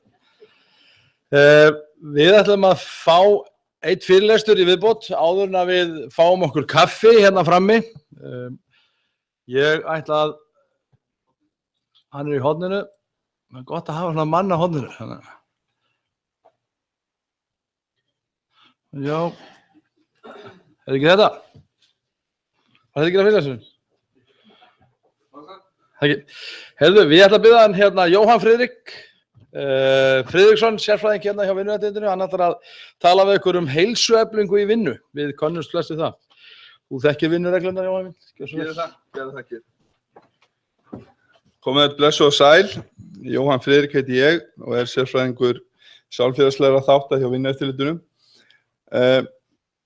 Einhver hérna inni sem treystir sér ekki til að standa upp og ganga á staðnum í svona 30 sekúndur, einhver sem treystir sér ekki til þess. Ok, flottur hópur, þá skulum við gera það. Standið upp og við skulum taka hérna smá leikumið. 30 sekúndur, eru tilbúin? Ok, göngum á staðnum, 30 sekúndur. Ég að telja í huganum. Jónas, þú ert ekki að ganga? Og hristum okkur aðeins svona efri hlutan. Hrista svolítið brjóstin á mig, það jafnar sig. Ok, flott. Tyllum okkur. Kæra þakkir fyrir þetta. Það alltaf hressandi aðeins að hreyfa sig. Ein létt spurning áður en við förum í fyrirlesturinn. Líður ykkur ekki pínu lítið betur núna, heldur en fyrir mínútu síðan? Geta allir verið sammála um það? Glæsilegt. Þá förum við í heilsueflinguna. Ég segi ykkur síðan kannski pínulítið í endinu svona með tilgangin á þessari stuttu rannsókn minni. að leyfa ykkur svona aðeins að hrista af ykkur slenið. En heilsuefling, you can't be a safe worker if you're not a healthy worker. Heilsuefling það sem við erum búin að vera að setja á dagskrárna undanfarin ár hér á Íslandi og ég ætla að segja ykkur aðeins frá því. Heilsuefling samstillt átak vinnuveitenda, starfsmanna og samfélagsins með það að markmið að bæta heilsu og vellíðan á vinnustað. Þetta köllum við Luxemburgar yfirlýsinguna og við höfum þetta að leiðarljósi, en einnig tók Íslenska ríkið það skref fyrir 1,5 ári síðan að setja lýðheilsustefnu fyrir landið. Og meginmarkmið lýðheilsustefnunnar að Íslendingar verði ein heilbrigðasta þjóð heims 2030. Öll sveitarfélög verði heilsueflandi samfélög, þar með talið leikskólar, grunnskólar, framhaldsskólar og að sjálfsögðu líka vinnustaðir. Nú, af hverju heilsuefling? Þetta svona típisk spurning. Nú, það liggur alveg fyrir að við viljum bæta heilsun okkar. En einhvern veginn virðist það oft vera þannig að þegar maður er að reyna að ýta heilsueflingu af fyrirtækjum, að leið og ég sýni þessa slætu hérna, þá svona fer eitthvað að gerast. Já, býta ef við setjum 1000 kall í heilsueflingu, þá búið að taka saman rannsóknir sem sýna fram á það að við getum fengið 5.000 kall tilbaka. Leið fyrir að tala krónur og aura, þá oft fara menn að hlusta. Og auðvitað það þannig að þetta samspil margra þátta. Við viljum bæta heilsuna, en við þurfum líka að tryggja það að við séum með heilbrigt starfsfólk og við séum með góða framleiðni. Nú, það má því segja það og það sé raunhæft að gera ráð fyrir því að heilsuefling sem byggir á samreyndum aðferðum, hún borgi sig alltaf. Þess vegna skipta rannsóknir mjög miklu máli. Það skipta máli svo við séum ekki að finna upp hjólið. Við höfum takmarkað fjármagn í heilbrigðismál almennt. Við höfum alltaf takmarkað fjármagn í allt sem við erum að gera. Þess vegna skiptir miklu máli að við nýtum það sem best. Það mikill vilji til þess að efla heilsu á Íslandi. Og við erum, eins og við vitum, að díla við aukina tíðni af lífsstílssjúkdómum. Og þess vegna ætla ég að segja ykkur svona aðeins frá hvernig ómarkviss heilsuefling virkar. Þannig að ég er svolítið hræddur það að við séum að setja töluvert af fjármagni og tíma og efforti, ég má sletta aðeins, í heilsueflingu sem ég bara ekki viss að virki. Nú, það sem ég sé stundum þegar ég kem inn á vinnustaði og að tala við fólk í varðandi heilsueflingu, það að það takmörkuð undirbúningsvinna áður en að fara í heilsueflingu. Oft mjög óraunhæfar væntingar útkomuna. Hópurinn, það kemur einhver hópur saman og þeir fara bara og þeir gera bara eitthvað. Og gott dæmi hjólreiðakeppni sem ég rakst á, ekki alls fyrir löngu, ég ætla ekki að nefna nafn, en ég talaði við starfsmann sem ákvað að taka ekki þátt í þeirri heilsueflingu og það var frídagur í vinnunni í verðlaun. Og ég ætla aðeins að fá að fara í þetta svona út frá aldri að sjálfsögðu, en líka heilsu og vilja og færni og aðstæðum. Nú, Gísli vill taka þátt í hjólreiðakeppni og á fínasta hjól, en hann býr á Akranesi og vegalengdin allt og löng svo að hann geti tekið þátt. Hann þarf líka að sinna börnunum eftir vinnu og svona. Og hann bara hefur ekki aðstæður til þess að taka þátt í hjólreiðakeppninni, en segir, ég verð með næst. Eiríkur, hann aðalega að velta fyrir sig, hann núna að fara að snemma á eftirlaun. Hann reyndar hættur að hreyfa sig reglulega vegna þess að hann fær alltaf í annað hnéð og hann getur ekki verið með út af heilsufársástæðum. En hann ætlar samt að vera með næst. Svo Helga.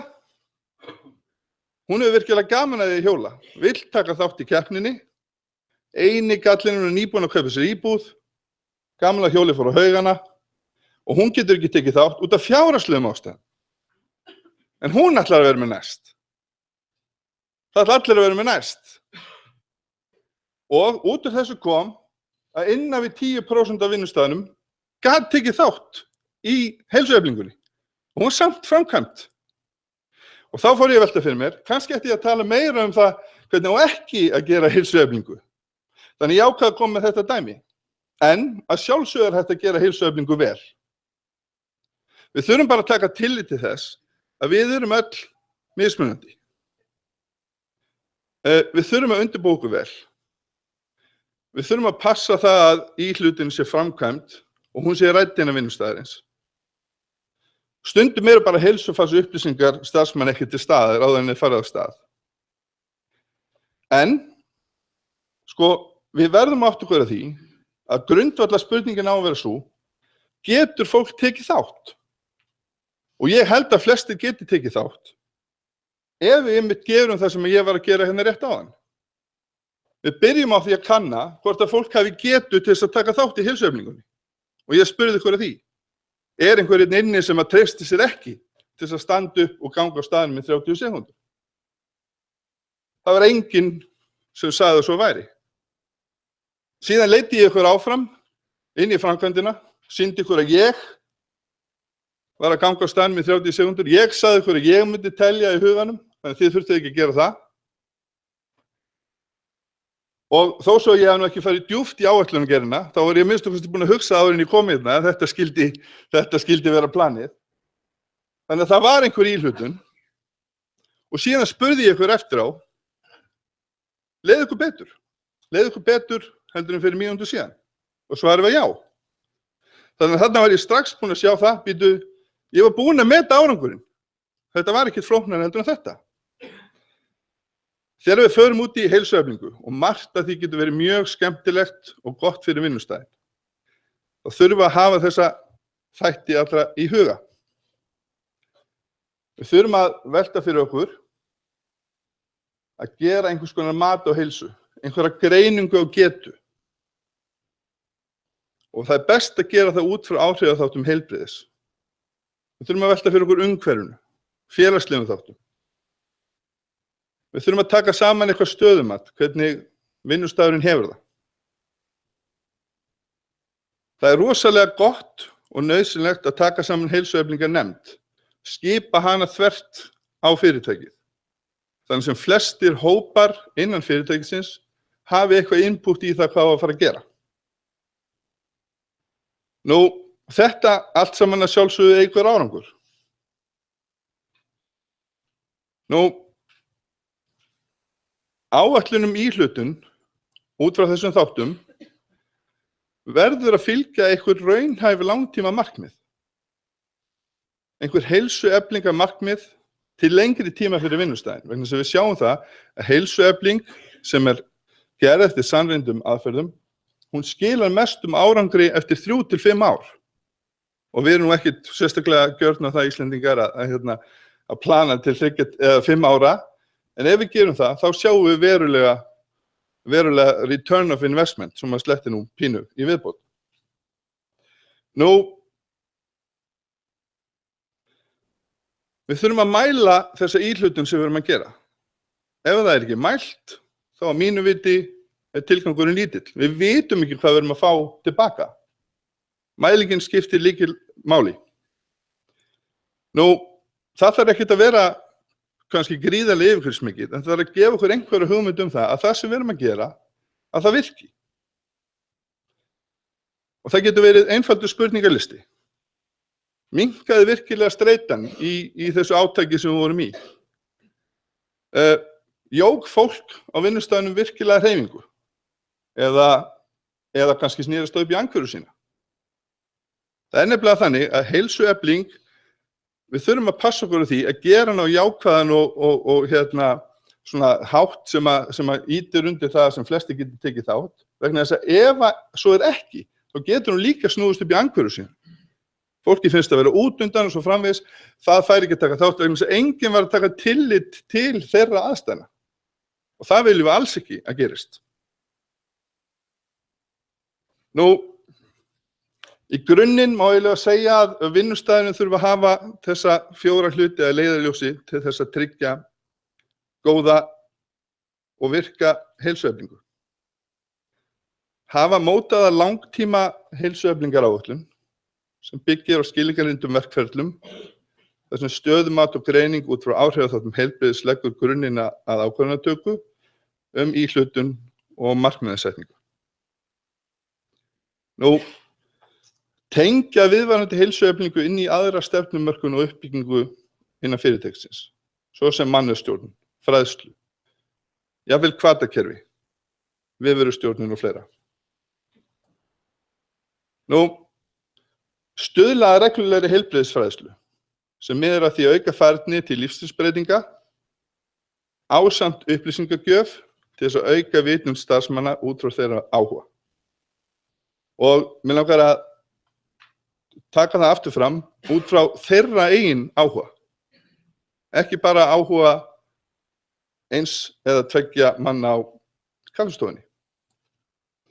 Vinna að mótun umhverfis og samfélagsþátta til þess að styðja við heilsueflandi hegðun, efla almenna heilsu og draga úr líkum og óæskilegum áhrifum starfsins á heilsuna. En einnig sýna í verki, og þetta legg ég mikla áherslu á, fyrirtæki sýni í verki að það sé ábyrgð gagnvart líkamlegri, andlegri og félagslegri heilsu starfsmanna, þar sem samkennd og gagnkvæm virðing ríkir. Og það tryggir góða heilsueflingu, þar sem að allir eru upplýstir og allir geta fengið að vera með. Takk.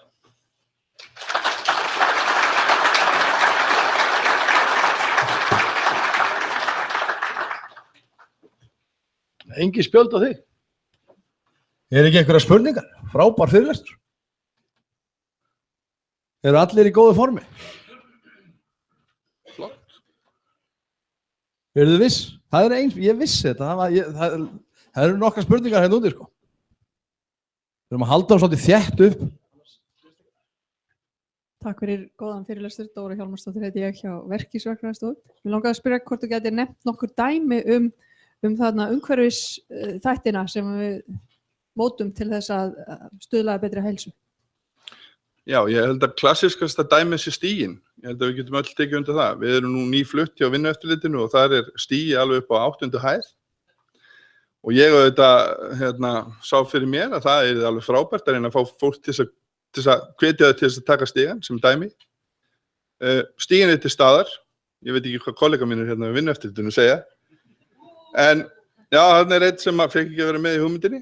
En það er einmitt þetta. Það er það að móta umhverfið er miklu mikilvægara heldur en að reyna að fá einstaklingin sjálfan til þess að gera eitthvað. Móta umhverfið á jákvæðan hátt sem allir eru sammála um. Og það getur verið svo margt. Ég tek stigann sem dæmi, ég tek líka sem dæmi að við getum fært til hluti, við getum haft til dæmis ef við erum að hugsa um hollustu, það er alveg pottþétt að við getum reynt að hafa ávexti, grammeti, raðið öðruvísi upp í umhverfin okkar til þess að ýta undir heilsusamlegt líferni, bara sem dæmi. Eitt af því sem að við gerum hjá Vinnueftirlitinu og alveg óhætt að tala um, að við fórum í gegnum mötuneytið okkar, hvernig við getum bætt það. Og það er þrennt sem að kemur þar inn í. Annars vegar, hollur og góður matur fyrir starfsmenn, frábært. Nú, þessi samvera í hádeginu, ef að fólki líst vel á, getur líka skipt máli. Og það skiptir líka gríðarlega miklu máli að út úr þessu sem við erum að gera, komi einhver árangur. Við getum mælt ánægju fólks varðandi mat, við getum mælt ánægju fólks varðandi hvernig við breytum umhverfinu og við þurfum að reyna að passa það að einmitt skoða það sem við erum búin að vera að gera, endurskoða, betrumbæta og laga ef hægt er. Svara þetta spurningunni. Eru fleiri spurningar? Nú, ef ekki, þá ætlum við að taka okkur, taka okkur kaffipásu hérna frammi Ég ætla að byrja aftur hérna 14:50, þannig að við séum sest aftur hérna 14:50 hérna inni, en áður en við förum þá ætla ég að gefa þér eina hérna svona fallega rós í nafagatið. Þakka kærlega fyrir, Jóhann Friðrik. Sjáumst aftur eftir 20 mínútur. Takk.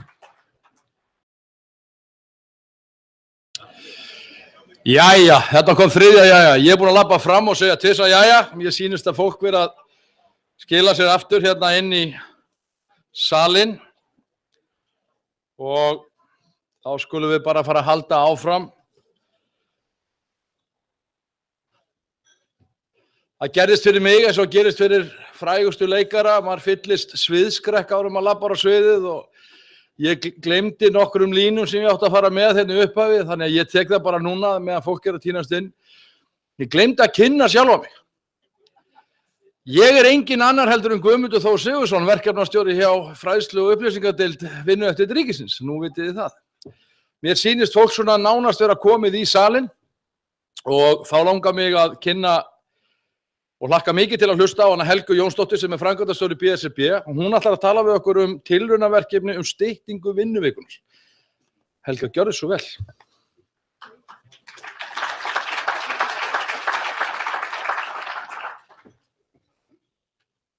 Takk fyrir það og takk fyrir að fá að koma hérna og tala um þetta verkefni BSRB sem er stytting vinnuvikunar sem við erum búin að vera að tala um í allavega síðan 2004-05 og þetta var sett fyrst fram í kröfugerð bandalagsins þá. Núna erum við fyrst og fremst kannski að fá, það eru fleiri og fleiri að fara að tala um þetta, farnir að tala um þetta eða farin og við erum bara fögnum því ákaflega. Ég ætla að segja ykkur frá 2 verkefnum sem við tökum þátt í og þegar ég var beðin um að koma hingað þá þótti mér það ákaflega ánægjulegt. Það er eins að runna aðeins á mig 2 grímur þegar ég sá að þetta fjalla um fólk á svona miðan aldur og yfir vinnuvernd þeirra. En auðvitað er þetta, eins og Jóhann kom inn á fleiri, þetta er auðvitað vinnuvernd alla ævi og stytting vinnuviku nýtist líka, hún nýtist öllum. Þannig að eins og hún sagði að við sem erum orðin eldri, við erum kannski ekki endilega að fara með börn á leikskóla en við erum kannski með foreldra okkar hjá læknum eða hvað það er, þannig að eða við getum verið í þessari klemmu með bæði, þannig að þetta er svona allavega. En af hverju erum við að þessu? Ég ætla að byrja aðeins fyrst á því og við vinnum, Íslendingar, íslenskir starfsmenn vinna fleiri klukkustundir en aðrar OECD-þjóðir, Evrópuþjóðir. Við heyrum það síðast í gær eða fengum þann tón frá Samtökum atvinnulífsins að þetta væri bara misskilningur hjá okkur. Þetta eru hins vegar OECD-tölur sem eru samanburðarhæfar. Við erum búin að athuga það og þá kemur þarna fram að við vinnum, þegar Danir til dæmis vinna 32,1 stund, þá vinnum við 39,5. Og ef að fólk er spurt, og það er þess vegna sem við byrjuðum að tala um þetta og erum ennþá að tala um þetta, að þegar fólk er spurt hvernig þið gangi að samhæfa fjölskyldu og atvinnulíf, að þá er sú upplifun fólks ekkert sérstaklega góð. Við erum þarna, ég veit ekki hvort þið sjáu það, en við erum á pari við Japan í þeirri upplifun. Þannig að fólki líður þannig að það á erfitt með að samþætta fjölskyldu og atvinnulíf.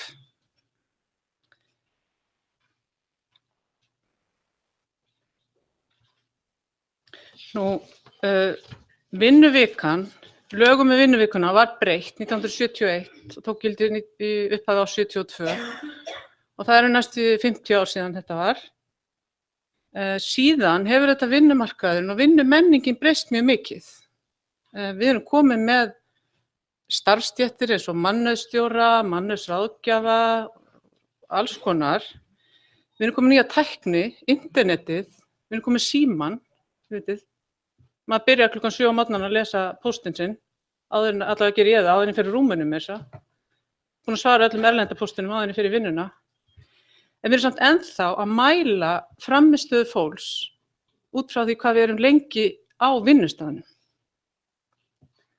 Og svo þekkjum við og heyrðum áðan afleiðingarnar, til dæmis svefntruflanir sem að þetta hefur á vaktavinnukerfin hafa heilsu fólks.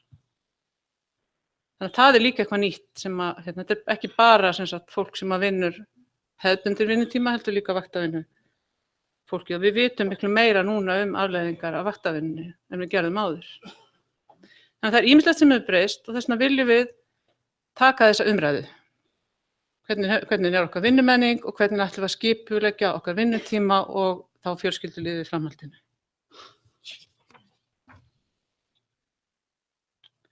Og við sjáum, og þetta eru svona samtíningur af rannsóknum sem hafa sýnt áhrif langs vinnutíma á heilsu og líðan sem benda til neikvæðra áhrifa.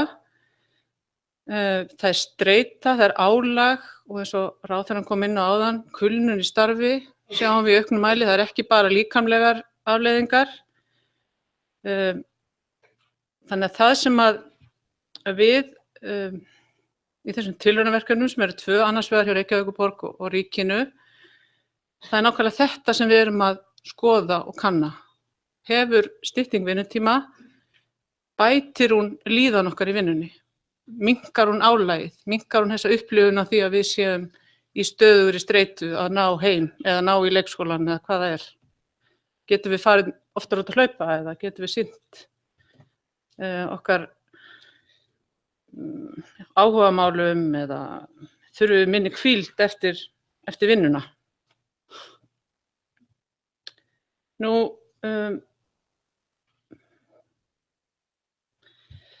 Reykjavíkurborg hóf tilraunaverkefni í 1. mars 2015 og þar er starfandi stýrihópur sem stýrir verkefninu sem ég fyrir hönd BSRB var svo heppin að fá að taka þátt í og við vorum ákaflega ánægð með að borgin skyldi taka þetta skref í þessu tilraunaverkefni og markmiðið er einmitt að kanna áhrifsstýttingar vinnuviku á heilsu, vellíðan, starfsanda og þjónustu líka með gæði og hagkvæmni. Þetta verður eiginlega að vera vinn-vinn. Þetta verður bæði að vera fyrir þá borgina og fyrir starfsmenn borgarinnar. Borgarráð og stýrihópur sem borgarráð setti á fót ákvað hvaða staðir ætti að vera í verkefninu, þannig að það var ekkert sem að þessi stýrihópur sem síðan var settur á laggirnar ákvað.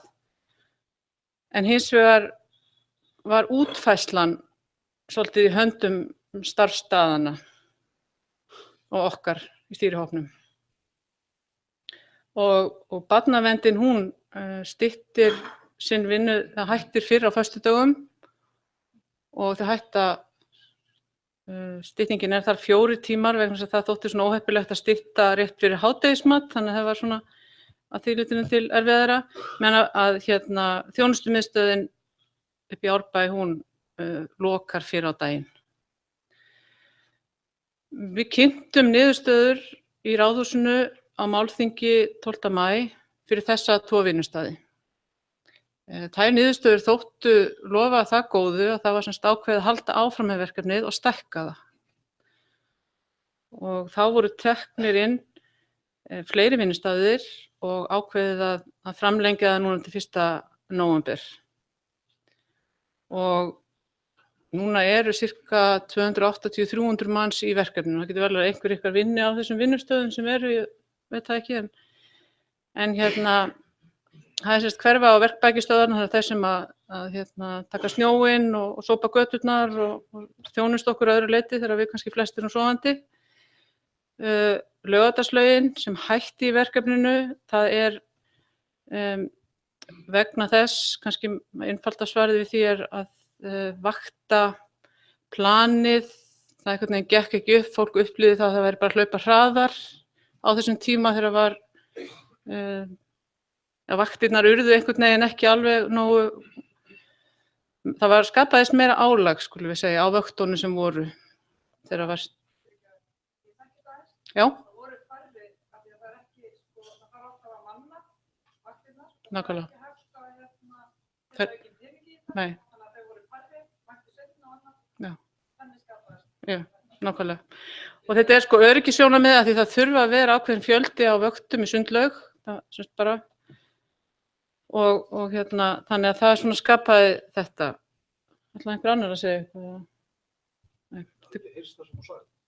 Nú, það hún sagði, já, en var ekki búin að endurtaka það. Þetta var fyrst og fremst það þarf að vera ákveðin fjöldi í mönnun og það vitum við að vaktavinnustaðir, það þetta þar sem kostar, vegna þar þarf að setja inn fólk ef á að stytta vinnutíma hinna og það fylgdi ekki með í verkefninu. En ég veit hins vegar að þau hjá Laugardalslauginni hafa alveg áhuga verið í verkefninu og koma inn í það aftur eða verður framhald, þannig að með einhverju breyttu sniði. Eftirfylgnin í sjálfu verkefninu hefur verið mjög mikil. Það hefur verið alls konar þjónustukannanir sem hafa verið teknar af borgarbúum sem hafa verið að leita í þjónustu á þessum stöðum. Það er búið að vera skoða hreyfingar í málaskrá, fjarvistir, veikindafjarvistir og annað slíkt og spyrja fólk líðan sína í vinnunni, bæði áður en að verkefni fór á stað og síðan núna hefa verið teknar nokkrar stikkprufur á leiðinni. Og helstu niðurstöðurnar eru þær að þessum skammtíma veikindum fólks hefur fækkað heilt yfir. Andlegt og líðan starfsmanna er betri og fólki líður eins og það þurfi minni hvíld eftir vinnuna. Það kemur heim og er ekki alveg eins. Fólk fann fyrir minna álagi eftir að styttingin hófst.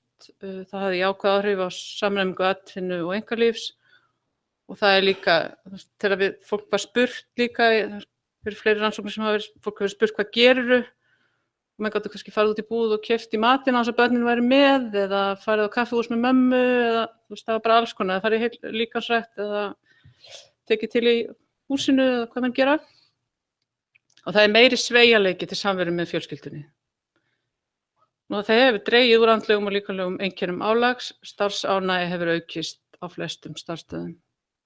Þannig að það er svona, og við erum auðvitað ákaflega ánægð með þessar niðurstöður, af því þær eru alveg í samræmi við þær væntingar sem við höfðum til verkefnisins. Svo næstu skref, verkefninu á að ljúka núna 1. nóvember og við í stýrihópnum erum fann að ræða hvað á að gera næst. Eigum við að stoppa núna og taka stöðuna? Erum við komin nógu mikið af gögnum til að draga einhverjar ályktanir? Síðan eigum við í verkalýðshreyfingunni eftir að ræða hvernig ætlum við að gera þetta. Því þó að sé lögbundin 40 stunda vinnuvika þá er samið vinnutíma í kjarasamningum og hvernig ætlum við að láta þetta ganga saman. Og þó að við höfum kannski verið að ræða þetta, þá er svona samt mjög margt sem er óútrætt. Innan borgarkerfisins hefur verið rætt hvort að innleiða í þrepum, sem byrja hins vegar á einu sviði og víkka svo stekka þetta út. Það auðvitað snýr þá að jafnræðisreglu borgarbúa, þetta er tilraunaverkefni, hvað getur við verið lengi í þessu tilraunaverkefni? Þannig að það er svona ýmsar svoleiðis spurningar og síðan er síðast þarna framlengja verkefni og auglýsa eftir fleiri starfsstöðum sem vilja koma inn í verkefnið og það er líka það sem við erum að ræða núna. Þannig að svona er þetta, stendur þetta bara akkurat núna og er á leiðinni til að inn í borgarráð væntanlega í næstu viku. Síðan er annað verkefni sem við fórum af stað í líka sem að snýra ríkinu. Og það kemur í kjölfar viljayfirlýsingar í tengslum við gerð kjarasamninga hjá aðildarfélögum BSRB í október 2015 og þar á sérstaklega að skoða útfærsluna á vaktavinnustöðunum. En ekkert frekar en í Reykjavíkurborgarverkefninu þá hafa ekki fylgt þessu neini peningar. Þannig að þetta er náttúrulega svolítið snúið að láta þetta verkefni ganga upp, en það er samt verið að vinna í því. Og markmiðið hliðstætt eins og í fyrra verkefni hjá Reykjavíkurborg er að stytta vinnuvikuna og kanna hvort leiðir til þess séu gagnkvæm meira ávinningu fyrir starfsmenn og viðkomandi vinnustæði og það er líka stýrihópur sem að fulltrúi BSRB situr í ásamt ráðuneytunum og fer yfir þetta. Þau eru komin miklu skemmur á stað. eða komin styttra. Þessa verkefni byrjaði núna í apríl og það þessi 4 vinnustaðir sem við erum að tala lögreglustjórinn á Vestfjörðum sem gengur vaktavinnu, ríkisskattstjóri, Útlendingastofnun og Þjóðskrá. Og svona kannski út frá kynjasjónarmiði þá mjög áhugavert að sjá að lögreglustjórinn á Vestfjörðum með vaktavinnustað, kallaða vinnustað getur stytt vinnuvikuna en við höfum ekki getað fengið kvennavinnustað í velferðarþjónustunni til þess að koma inn í verkefnið. Þannig að það svona greinilega eitthvað sem þarf að skoða sérstaklega. Og það á rannsaka þarna áhrif styttingar vinnutímans á gæði og hagkvæmni þjónustu sem vinnustaðirnir veita, auka áhrif á veljiðan starfsmann og starfsanda. Þannig að þetta svona sambærilegt. Þannig að þetta svona það sem ég ætla að sýna ykkur. Ég sóknarmaður, þannig að ég vil ekki fá gult spjald.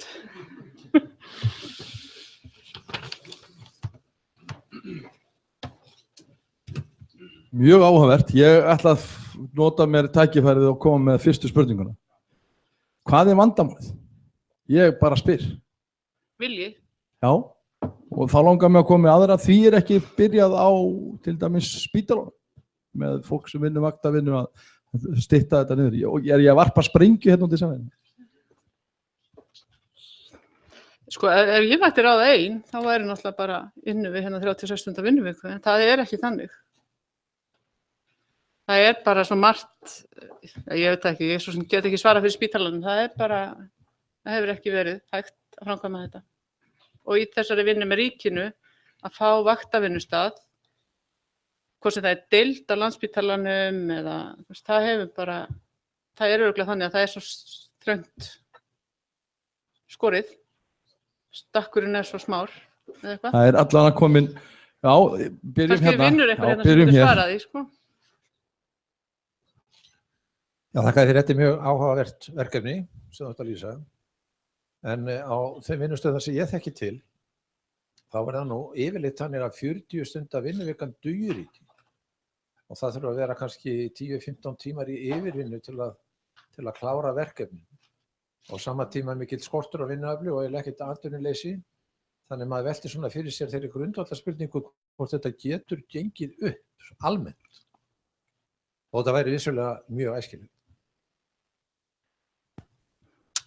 Já, þetta ekki einhver smá spurningar. Á ekki bara að svara þessu? Já. Sko, ég held þetta snúist vinnumenningu og hvernig við viljum skipuleggja okkar atvinnulíf. Og ég held ekki að kynslóðin, ef við bara tökum það, þó þetta sé hérna á hinum endanum, að þá horfi ég allavega að það unga fólki í dag, það vill ekki vinna 15 tíma yfirvinnu á viku eða hvað það Það hefur aðrar kröfur. Þannig að við þurfum bara svolítið að fara að hugsa okkar gang. Og ég meina það hlýtur þetta fyrir mér snýst skipulag. Fyrst og fremst. Og að því að Guðmundur var að tala hérna íþróttaeflingu og allt það, sko, þetta líka snýst álag, hvernig við dreifum verkefnum á milli starfsmanna, upplifun þeirra því hvað réttlátt vinnuumhverfi, líka ekki bara hreyfinguna, sem dæmi. Sæl, Steinþóra heiti ég hjá Vinnueftirlitinu. Takk fyrir mjög áhugaverða kynningu, þetta spennandi verkefni og ég bara svona reynslu sjálf dóttir minni á leikskólanum Hofi og það veit að mjög mikil ánægja þar og þær haldaði fram að það hafi gengið betur að ráða til dæmis hjá þeim til annars það. En ég bara með spurningu í sambandi við mælingarnar. Eru þið að taka fyrir eftir mælingar bara eða eru viðmiðunarhópar fyrir hvern vinnustað? Já, við erum með viðmiðunarhópa á öðrum stofnunum borgarinnar. Þannig að við tökum bæði fyrir og eftir og inn í miðverkefninu og svo viðmiðunar. Og varðandi, sem segir með leikskólan, að þá heldur líka að þetta snúist svolítið það hvernig gerur vinnustaðinn áhugaverðan og þá þetta eitt af því sem getur verið. En svo eigum við þetta eftir alla hina umræðuna, erum við að fara að stytta vinnutímann hjá öllum, fyrir alla. Það vorum við selt núna í kosningunum að aðdraganda þeirra tala það. En hvernig ætlum við svo að skipuleggja okkur? foreldrarnir sem eiga börn á leikskólanum, leikskólafólkið. Þú veist, það er alveg alls konar svona umræða eftir. Það er ein spurning hér og svo tökum við eina hinum meginn í endanum til að ljúka. Já, komið sæl, ég heiti Kolfinna Jóhannsdóttir og ég er nú reyndar formaður starfshóps tilraunaverkefni styttingu vinnutíma, þannig að ég er kannski ekki beint með spurningu en langaði til að bæta hans við af því að það var komið inn á þessa vinnustaði sem við völdum til að taka þátt í verkefninu. Og ég vil bara segja það að okkur þótti afar slæmt að ná því ekki að fá einn vaktavinnustað sem að einkenndist af þessum meirihluti kvenna væri að störfum. Við fengum mjög vandar og góðar umsóknir frá til dæmis heilbrigðisstéttum en það var bara í raun og veru ein lykilástæða sem að kom í veg fyrir þátttöku þeirra og það var sem sagt að það þurfti fjármagn að fylgja með. Og það var upplagið í verkefninu til að fá sem raunhæfasta niðurstöður eins og Helga kom inn á. Þetta er svona hugsa bæði fyrir atvinnurekendur og starfsfólk að það yrði ekki aukinn kostnaður. Og þetta er bara eitthvað sem við þurfum að skoða. En við töldum auðvitað mikilvægt að fara samt af stað með verkefnið og þótt að kannski skerði aðeins niðurstöðnar, við viljum hafa það sem víðtækastar, að þá teljum við að þær muni koma til með að segja okkur eitthvað áhrif þessar styttingar. En það sem við kannski lögðum áherslu á eða leggjum er að vera við byggjum náttúrulega á Reykjavíkurborg, en við leggjum mjög mikla áherslu á mjög fjölbreyttar mælingar. Bæði sem sagt erum með stóra spurningakönnun og síðan erum við með rýnihópa til að reyna að dýpka skilningin á þessu og síðan erum við með hagræna mælikvarða, þannig að allir ætti að fá mjög mikið út úr þessu verkefni. Þetta var viðbót, svo ein spurning hérna. Já, takk fyrir, þetta var mjög fróðlegt. Já, Baldur heiti hjá Samorku aftur. Ég ætlaði nú eiginlega ekki við að vera með spurninga en að því að vann nú í heilbrigðisgeiranum í 7 ár, starfsmannastjóri á 4. sjúkrahúsinu Akureyri sem núna heitir Sjúkrahúsið Akureyri. Langaði með að koma með svona smá hugleiðingu. Og hún er nú í þá verun að heilbrigðisgeirinn hann hefur dálítið tekið þetta til sín. Það er að segja að starfsfólkið hefur tekið þetta til sín í þeim skilningi að starfsfólkið hefur stytt vinnuvikuna. Mjög stór hluti af vaktavinnufólki í heilbrigðisgeiranum hefur tekið ákvörðun það að vinna 70–80% starf. Og skýringin er einfallega svo þegar þú spyrir starfsfólkið, einfallega ég treysti mér ekki til að vinna meira. Þannig að þarna má eiginlega segja að það er stytting innanfrá, eins og má segja, sem þýðir auðvitað að fólk er að fá minna í launaumslagið, en vísu ofta bæta það upp með því að vinna einhverja aukavinnu. Þannig að ég svona bara benda á þetta getur gerst með þessum hætti. Hitt atriði sem ég langaði að minnast á er frá vinnustað sem ég var á síðast. Í hruninu þá var tekin ákvörðun að skera niður yfirvinnu og svona ýmislegt sem hafði verið tiltölulega fastir 2 unnir yfirvinnutímar á dag og í niðurskurðinum vegna kostnaðar og samdráttar var tekin ákvörðun að taka það út. Síðan þegar að hagurinn vænkaðist þá stóð til boða að vinna meira. Þá kom í ljós að starfsmennirnir voru í 90% tilvika komnir í nýjan takt og afköstin voru ekkert endilega minni og menn vildi ekkert vinna meira. Þannig að ég er mjög sammála því sem kom fram hérna áðan að þetta er mjög mikið spurning hugafar og það sem er náttúrulega í þessu fyrir vinnuveitendan er nær hann að samfærast að það sé svo í sletti, vinn-vinn, það sé sem sagt sameiginlegur ávinningur og það er náttúrulega það sem að vinnuveitendur eru oft mjög hræddir við. Mun ég fá aukin afköst, verður þetta bara kostnaður? Þor ég að taka þetta skref. Takk fyrir. Þú sér það að við getum verið hérna í allan dag. Já, þetta eru mjög góði punktar. Já, frábæri punktar. Ég ætla að setja reynda punktin fyrir aftan hérna núna en mér langar að gefa þér rós. Í nafnakatið. Þakka þér kærlega fyrir frábæran fyrirlestur. Takk.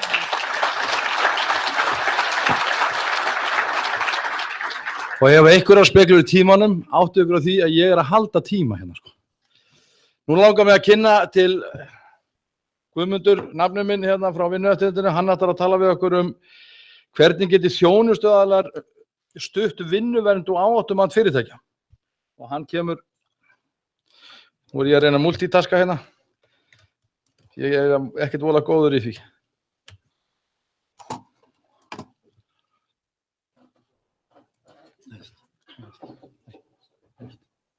Þetta.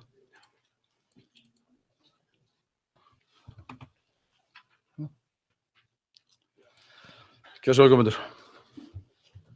Og og þú þekkir leikregluna. Já, takk fyrir. Hvernig geta þjónustaðalar stutt vinnuvernd og automat fyrirtækja? Og nú að koma kosningar, þannig ég ætla að taka stjórnmálamenn mér til fyrirmyndar og ég ætla að byrja við að tala annað. Eða að svara spurningunum óbeint. Ég ætla að byrja á því að tala fyrst hvað þjónustaðali, ég ekkert sem allir viti það.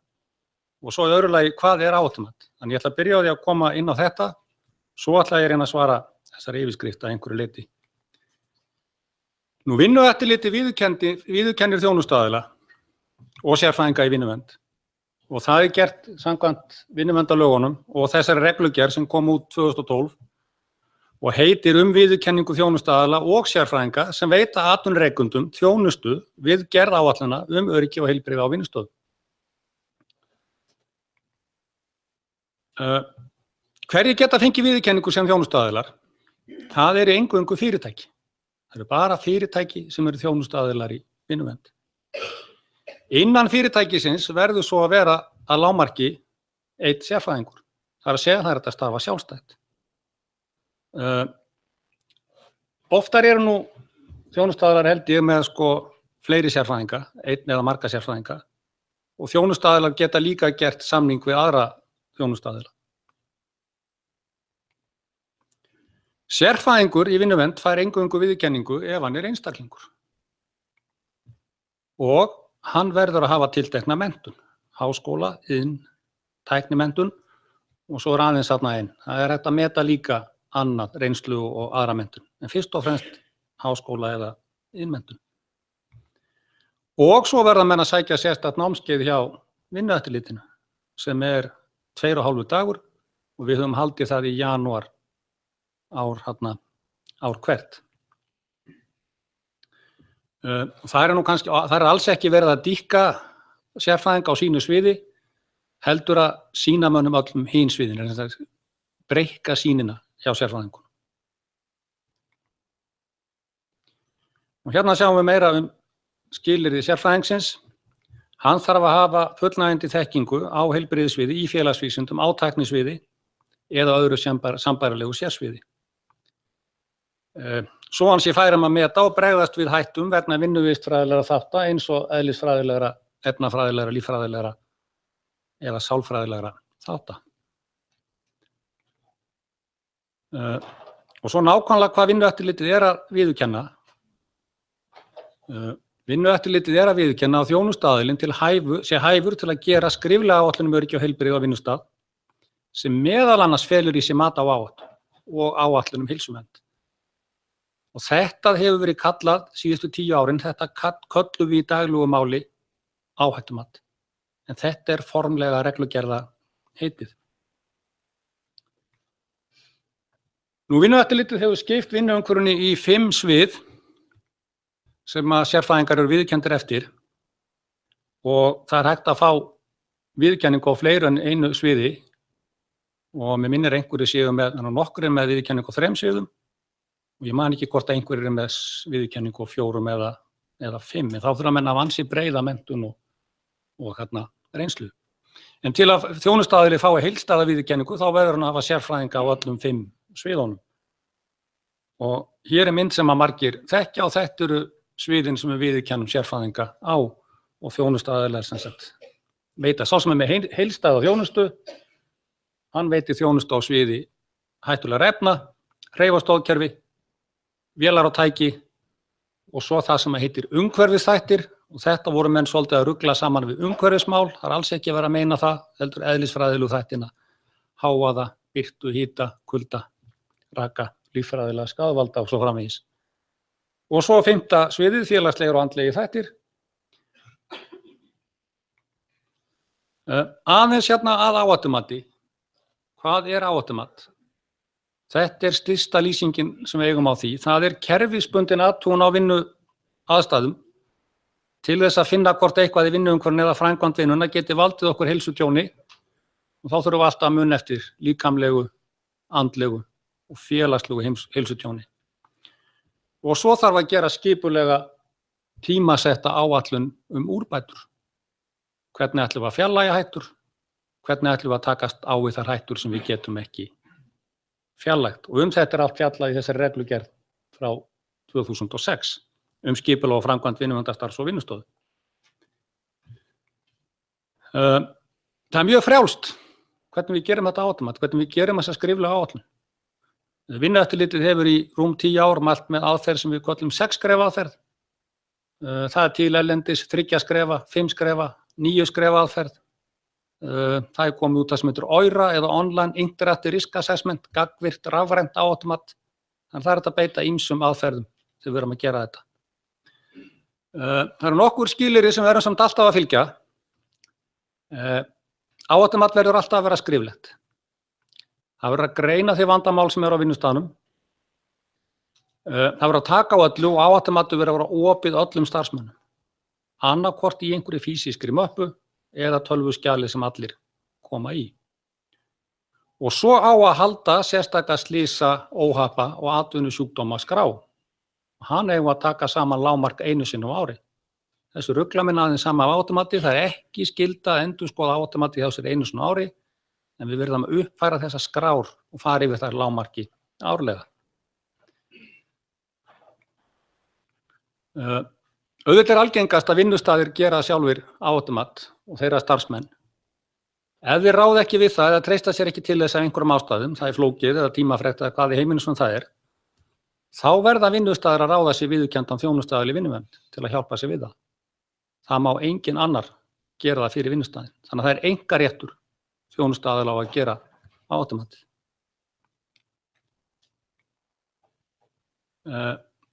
Bara til að hafa það alveg á hreinu, þó að vinnustaðir ráði sér þjónustaðila, þá ber atvinnurekandi sjálfsögð ábyrgð á því og að framkvæma það. Þá ætlaði ég að sýna ykkur hvar við finnum þjónustaðilana á heimasíðu Vinnueftirlitsins. Ef við förum á heimasíðuna vinnueftirlit.is, þá er þetta forsíðan, bara eins og hún leit út í fyrradag. Og við sáum hennan flippa hérna stendur vinnuvernd og við klikkum á hann. Þá opnast þetta hérna og við sjáum hér þjónustuaðilar í vinnuvernd. Þá fáum við lista og upplýsingar yfir þá. Og hér eru þeir þjónustuaðilar í dag sem hafa heildstæða viðurkenningu. Þeir eru þarna í stafrófsröð og þetta eru 8 aðilar í dag. Og þá fer ég aftur eins og pólitíkarnir í nýjustu tölur.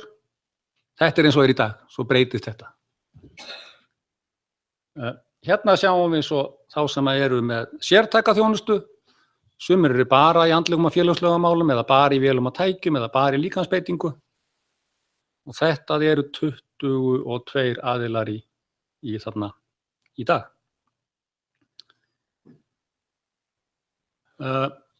Aðeins yfir í annað en þó tengt. Vinnueftirlitið var með sérstakt átak í fiskvinnslu á árunum 2014 til 2016. Þar beittum við nýrri eftirlitsaðferð. Það er að segja fyrirtæki sem fengu 5 fyrirmæli vegna véla og tækja. Það var eitthvað að í vélum og tækjum. Leið og fyrirtækjum voru búin að fá 5 fyrirmæli, þá var það metið svo að ástandið var orðið mjög alvarlegt. Þá fengu þau 7. fyrirmælin að annaðhvort gera áhættumat fyrir það sem ekki voru búnir að því eða endurskoða það áhættumat sem að lá fyrir. Og 7. fyrirmælin voru svo að ráða sér viðurkenndan þjónustuaðila í vinnuvernd. Og þeir réðu hvort þeir fengu sér heildstæðan eða einhvern sem var bara í vélum og tækjum. Það fór þannig að 4 fyrirtæki réðu sér þjónustuaðila í vinnuvernd. Við fengum að skoða öll þau gögn sem að þessir þjónustuaðilar unnu og heimsóttum svo öll fyrirtækin í framhaldinu og skoðuðum þau mjög ítarlega. Niðurstaðan af þessu var svo að þessir þjónustuaðilar unnu góða og sumir algjörlega frábæra vinnu. Það er að segja þeir mátu vinnuumhverfið mjög vel og þeir lögðu fram mjög góðar og raunhæfar áætlanir úrbætur. Vinnueftirlitið mun beita þessari aðferð oftar í framtíðinni að skikka fyrirtæki til að ráða sér þjónustuaðila. Við erum að útfæra hvernig við ætlum að hafa það, en við höfum aðeins litið til Dana. Danir hafa sem sagt verið með þessa 5 fyrirmæli aðferð, leið og fyrirtæki eru komið 5 fyrirmæli í sama flokki, þá verður það að ráða sér þjónustuaðila. Þeir hafa líka verið með þetta í eineltismálum og eins vegna hættulegra efna. Og það er heimild í reglugerðinni til að afturkalla viðurkenninguna. Þannig að þetta er ekkert einhver eilíðar viðurkenning. Og hún hefur verið tekin af aðilum. Það er langt síðan en það hefur verið tekin viðurkenning af aðila. Nú þjónustuaðila, sem betur fer hafa fyrirtæki í nokkru mæli verið að leita til þjónustuaðila. Til dæmis hafa þau gert það í eineltismálum og þá hafa þau meðal annars beðið þjónustuaðilanum að úrskurða hvort einelti hafi verið að ræða eða ekki. Sko viðurkenning Vinnueftirlitsins, hún snýst ekki þetta. Þetta er ekki það sem Vinnueftirlit er að viðurkenna þjónustuaðila til. Enga síður eru þeir sérfræðingar í vinnuvernd. Þannig að það er sjálfsagt að fyrirtæki gerir þetta og fyrirtæki eiga að nýta þjónustuaðilana og biðja þeim margt fleira heldur en að gera áhættumat.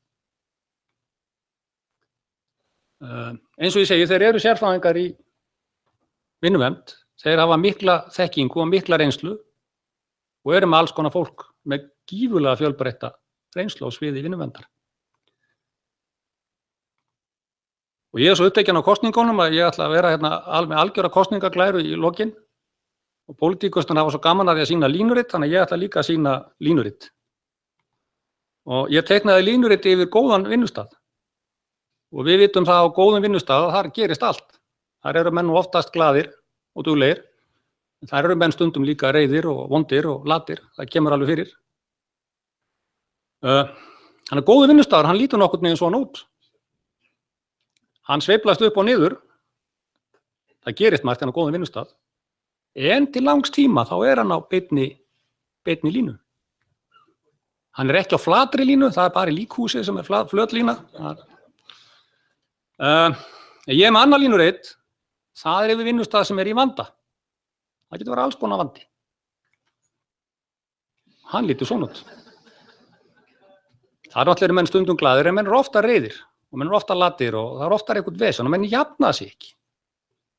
Og það endar með einhverjum ósköpum. Oft er það einelti, alvarlegt slys, það getur verið ýmislegt, það endar í einhverjum rembinhnút. Og því miður þá vilja margir hefja forvarnir á rembinhnútum, í rembinhnútum.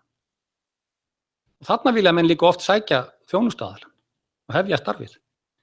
En auðvitað eigum við að sækja þjónustuaðilann hérna. Við erum góður vinnustaður og við ætlum að halda áfram að vera góður vinnustaður.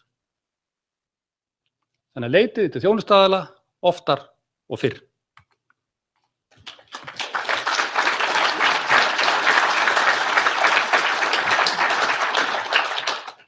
Takk fyrir Guðmundur. Einhverjar spurningar? Þarna kemur ein spurning. Haldan svolítið þér. Sælverstu, takk fyrir áhugavert erindi. Gyðar Hrönn heiti ég, formann félags lífeindafræðinga.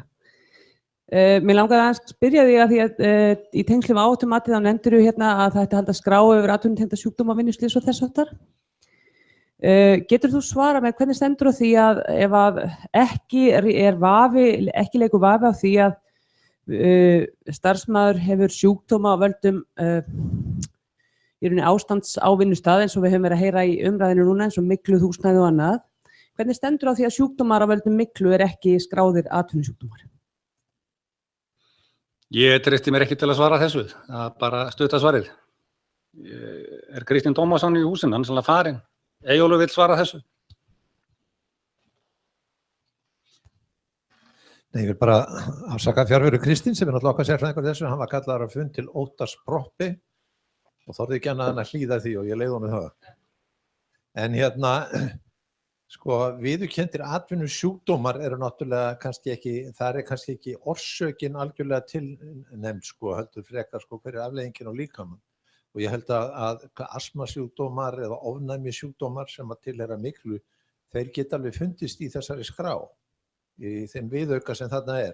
En viðaukin listin yfir atvinnusjúkdóma, hann er kominn frá ILO, Alþjóðavinnumálastofnuninni, og síðan Evrópusambandinu sem hefur aðeins aðlagað hann. Þannig að þetta er svona alþjóðlegt kerfi og það kannski hreyfist ekki mjög hratt.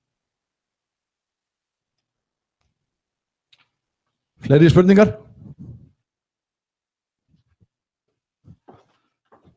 Þá ætla ég að fá að vera pólitísku líka. og gefa þér hérna rós. Grata rós. Gjörðu svo vel. Takk Takk að kærlega fyrir.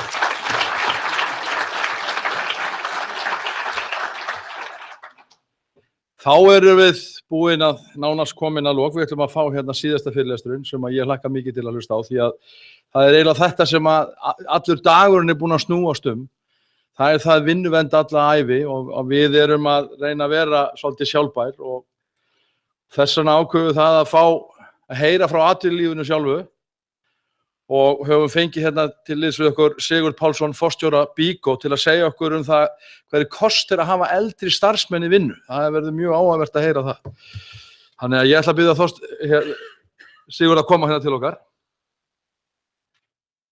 Sjá.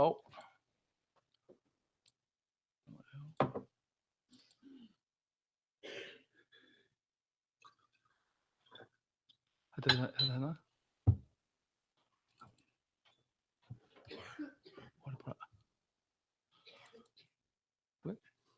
Það var alltaf verið að inni þannig. Hérna er flugið. Já. Gjör svo vel. Góðan dag, gott fólk.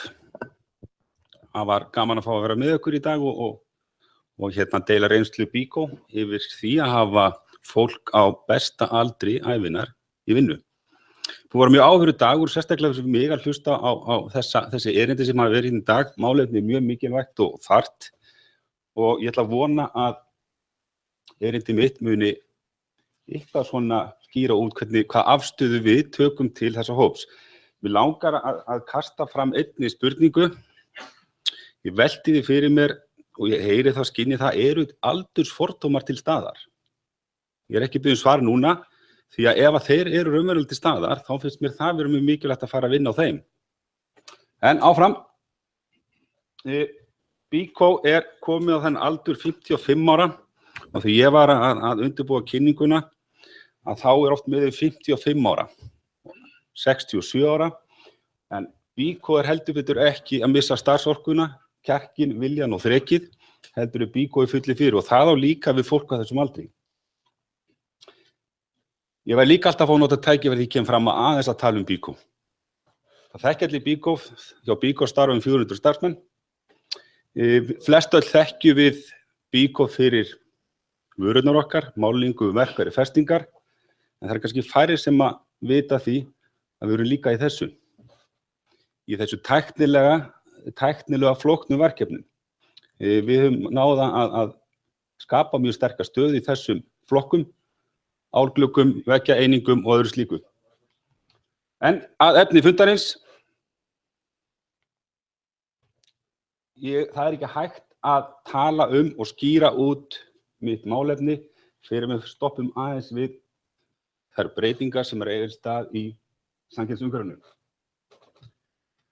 Öll hefur heyrt fjórðu iðnbyltinguna og það er alveg ljóst að landamæri verslun og þjónustu er að hverfa.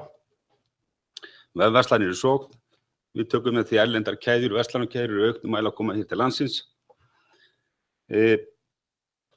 Sölusvæði fara minnkandi, nýjasta rannsókn frá Bretlandi segir til að sölusvæði með verslun mun minnka 15–20% næstu 10 árin.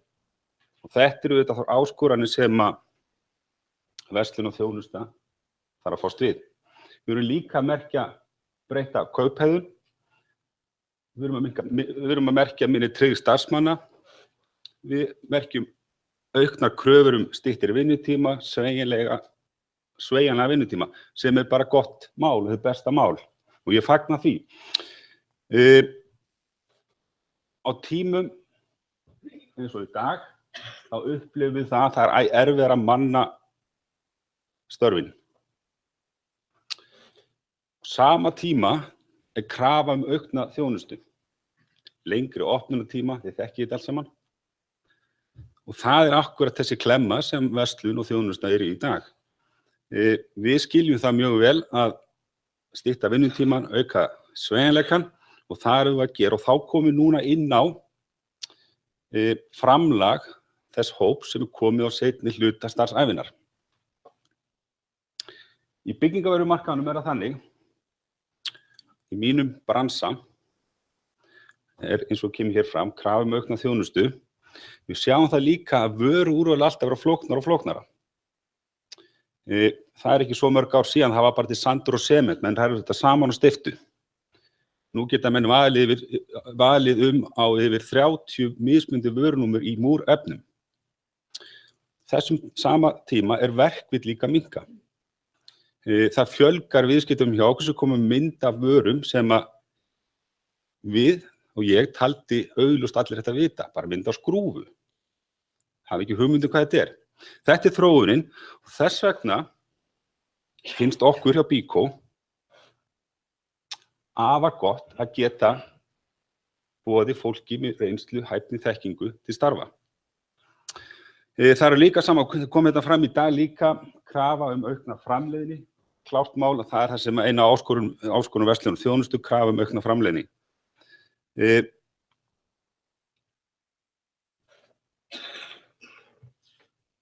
Örstuttum tölur, svo sem komið fram, mikil fjölgun í þessum hóp, lífaldur að hækka og við sjáum það að innan 13 ára verður þessi hópur 67 ára eldri nálægt 16% af samfélaginu. Ég segi það að verkefnið okkar er að skapa aðstæður til lengri og virkari þátttöku á vinnumarkaði. Og þátttakendur í þessu verkefni eru auðvitað stjórnmálin, það er atvinnulífið og auðvitað fulltrúar frá þessum hóp fólks. Við heyrum öll umræðan frítekjumark, lífeyrismál og svo framvegis. Ég ætla ekki að hafa sérstakar skoðun á því hér, en það er klárlega þáttur sem er hindrun í þessu verkefni okkar. Vegna sem við heyrum það mjög sterkt frá fólki sem við erum með mjög breiðan hóp starfsmanna sem er á þessu aldursbili 55 til 70-72, elsti starfsmann okkur 76 ára og síðustu áramót kvíslaðist aðeins úr þessum hópi, einfaldlega vegna þess að þar lækkaði frítekjumarkið, ykkur breytingar þar áttist á og fólk sagði með ég get ekki starfað hérna lengur vegna þess að ég hef ekkert út úr því.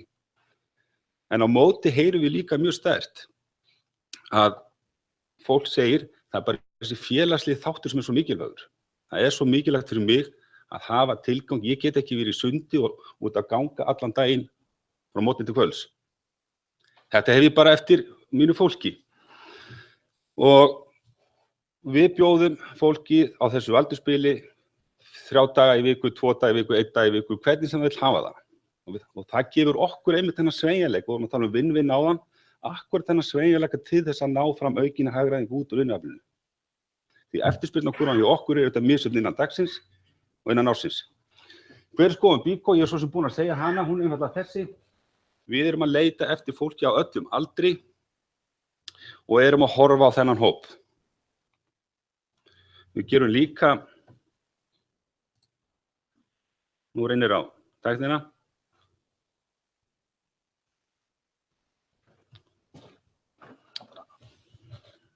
Einfaldlega hengja upp mynd. Bíkó, gerum þetta saman. Við erum að spila hann aftur. Veitu? Sveinbjörn er með tækjadellu á háu stigi og veit nákvæmlega hvaða verkfæri hentar þér. Hvort sem þú ert að byggja heila blokk eða einfaldlega hengja upp mynd. Bíkó, gerum þetta saman.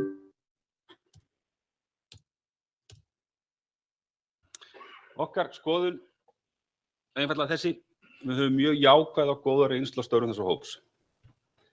Heilt yfir þetta er fólk með miklu og góða starfsorku, það hefur mikla þekkingu, mikla færni og ekki síst þolinmæði sem við verðum mjög vör við og heyrum frá okkar viðskiptavinum.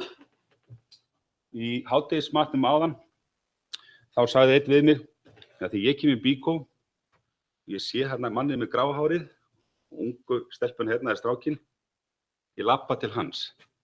Og það er akkurat vegna þess að þekkingin og færnin og hæfnin er til staðar og fólk veit það. Ég kom aðeins inn á félagslega þáttinn áðan, það má ekki vanmeta hann. Við fáum líka bara skemmtilegri vinnustað, fjölbreyttari vinnustað. Styður vel við þá hagræðingarkröfu sem er upp í verslun og þjónustu. Við bjóðum upp á mjög virka og öfluga fræðsluáætlun og endurmenntun. og það kom mér líka á óvart því að ég var að vinna þennan fyrirlestur, var það að 18% af fólki sem er 67 ára eldra er virkt á Snapchat. Hvað segir það okkur? Yfir 70% eru með nettengingu. Þannig að það er ekki hægt að segja að fólk sem er komað þannig aldur, það sé bara búið, out of date. Þetta er hlutverk fyrirtækisins að stuðla að því endurmenntun, það á við okkur öll, sama hvað aldrei við erum. Við þurfum alltaf að huga því hvernig við endurmentum okkur, hvernig við erum í takt við tíðarandan. Ég held að ég er búin að nefna þetta allt saman hérna. Gagnast okkur áraöl vegna þessa þáttar sem ég sagði áðan að geta boðið upp á sveigjanlega vinnutíma. Það kemur inn í bara í meiri ávinningi út úr launakostanum okkar. Eina auglýsingu viðbót, því mér finnst það svo flottar. Einar, einn af málaramesturum okkar í Bíkó, er með áratuga reynslu að baki og hvort sem ert að fara í smálafæringar eða meiriháttar breytingar, þá er Einar til þjónustu reiðubúin. Bíkó, gerum þetta saman. Hugsið ykkur að eiga svona starfsfólk.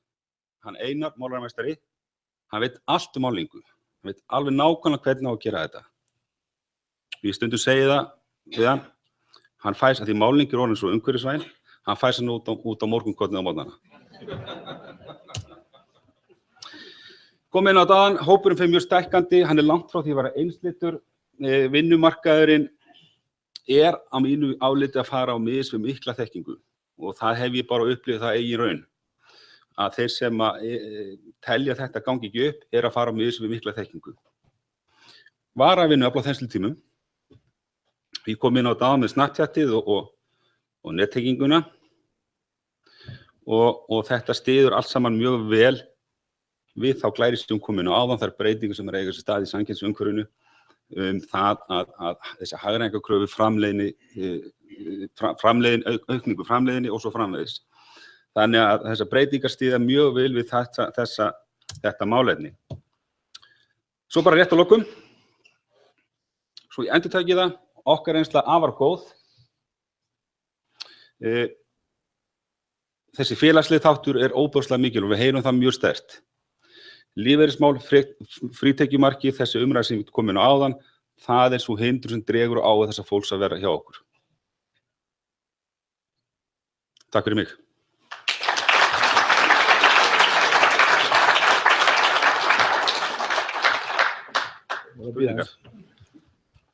Er einhverja spurningar úr sal? Já, mér langar allan að spyrja eina. Hefur eitthvað komið upp, eitthvað vandamál á milli eldri starfsfólksins og yngra? Núningur. Ekki til þess að hafa áhyggjur af. Það hafa komið þessir fordómar sem nefndi áðan. Gamli kalli, hann veit þetta ekkert. En það er eitthvað sem við leiðréttum bara. Tölvufærni, þetta er ekkert annað en fordómar og það er hlutur fyrirtækisins að þjálfa starfsfólk því að krafturinn og getan til staðar. Það er einn.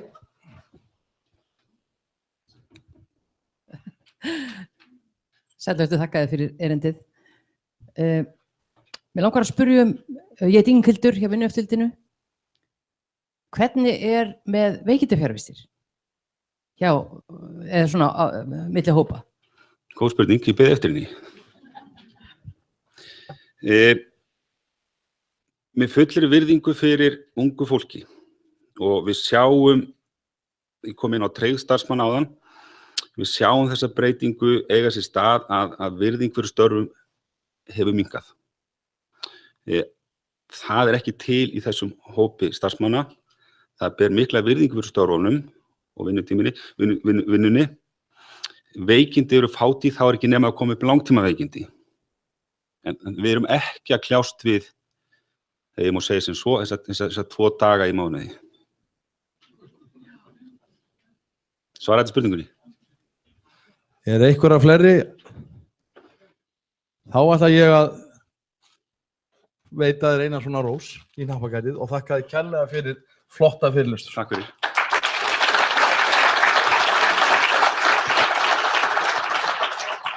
Nú, við erum að vera komin að lok þessara ráðstefnu hjá okkur. Ég ætla nú að setja hérna þessa hérna á. Ég ætla að vona að þetta hafi verið ánægjulegt, gaman að þessu. I'm sorry, John, that we did it in Icelandic. Now you know a lot of Icelandic words. I don't think you can use them, but you know them. Ég ætla að biðja forstjóra Vinnueftirlitsins, Eyjólf Sæmundsson, að koma hérna upp og ljúka ráðstefnunni.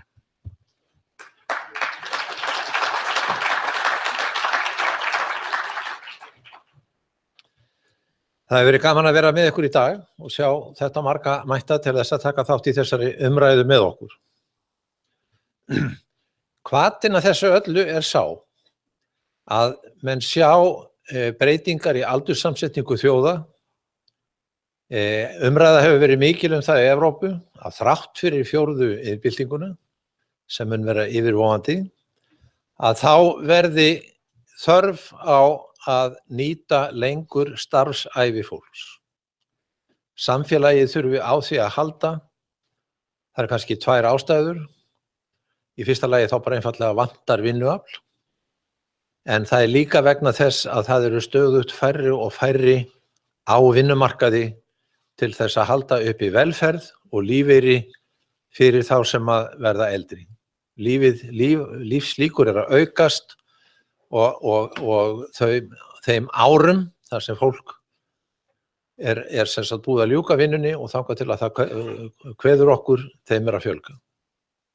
Þannig að þetta svona vandamál eða samfélagsþróun sem að til dæmis Evrópuþingið hefur verið mikið að velta fyrir sér og lét reyndar vinnuverndarstofnunina í Bilbao hafa 2 milljón króna verkefni, 2 milljón evra verkefni til þess að skoða þetta mál. Og í tengslum við það þá var sett upp vinnuverndarvika Evrópu þetta mál sem að við í dag raunverulega erum svona kannski formlega að ljúka hérna á Íslandi og þeir muni gera út í Bilbao í lok nóvember. Hvernig getum við gert vinnuna sjálfbæra þannig að fólki finnist gaman að vinna fram eftir ævi, njóti þeirra félagslegu gæða sem fylgja því að vera að vinna góð verkefni, skemmtileg verkefni með skemmtilegu fólki. Það gefur auga leið að vinnuverndin, hún gegnir þarna lykilhlutverki.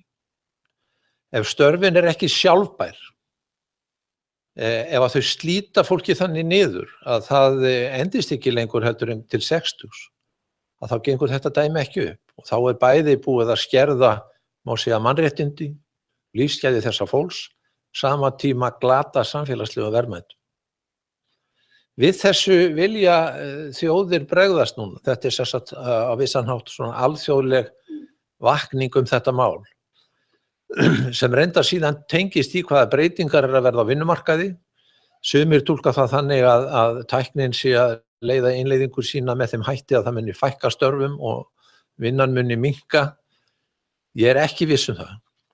Ég nýbúinn að taka þátt í heimsþingi Alþjóða vinnumálastofnunarinnar og Alþjóða tryggingastofnunarinnar þar sem þetta var mjög til umræðu.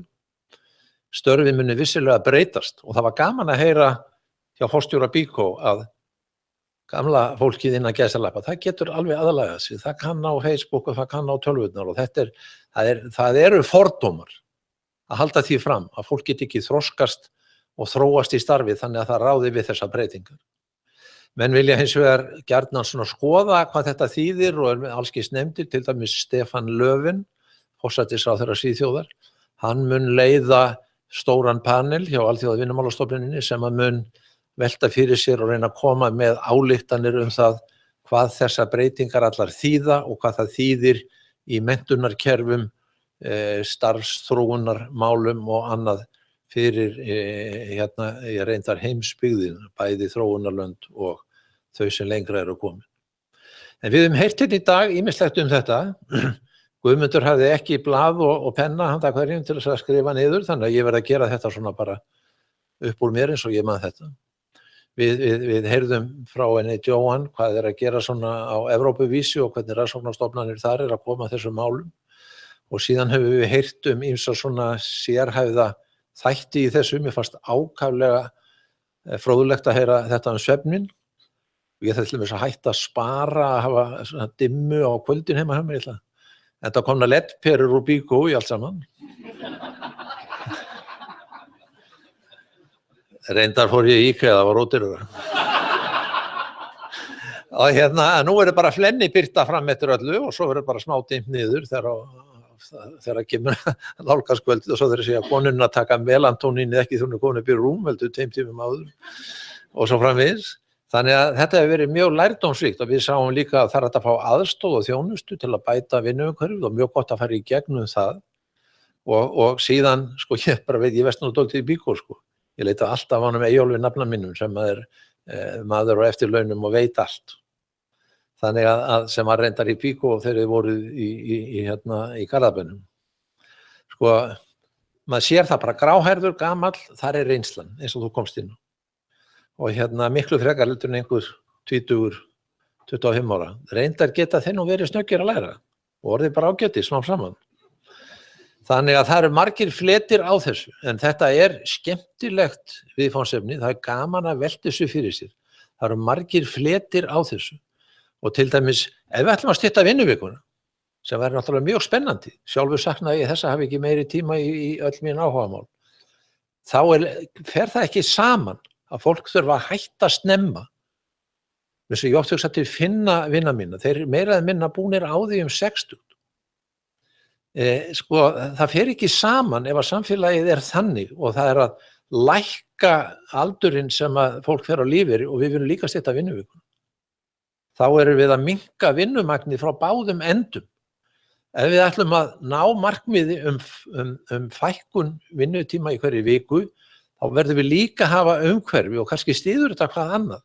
Þannig að fólk endist í vinnunni og vinni fram eftir starfsæfin. Ég kom í fyrirtæki sem vesla mikið við, sem var rafgeymasalan í Hafnarfirði. Og þar var hann Ármann heitinn vinur minn, eigandi í því fyrirtæki. Ammennar Hönnu Birnu sem allir kannastu. Hann var að pikka á tölvuna, hann 91 árs þegar hann var að þessu. Og ég spurði hvað, Ármann, kanntu virkilega á þetta? Nei, það stundum að kalli hann Sigga til að hjálpa mér aðeins, en þetta gengur þokkalega. Skil, hann var að mæta þarna og ég held að hann alveg að skoða hvað viðskiptin hafði verið mikið þennan dag. En hann var samt þarna. En bara, kæri vinir, það var gaman að sjá ykkur. Þetta er búið að vera fróðlegt. Það er kannski engin ein niðurstaða, nema ég held að við hljótum öll að vera sammála það, að við eigum að þróa vinnustaðina til sjálfbærni gagnvart hinum vinnandi starfsmönnum. Það þýðir að við þurfum bæði að taka á ýmsum fýsískum þáttum, vinnan sé létt og hún slíti fólk ekki niður, en sálfélagslegu þættirnir, vinnuumhverfið, jákvæðnin, að hitta góða félaga, að finna hvatningu frá stjórnendum, að fá að taka þátt í starfsþróun og svo framvegis, þannig að maður endist eins lengi og heilsan leyfir. Þetta skiptir grundvallamáli. Takk fyrir komuna.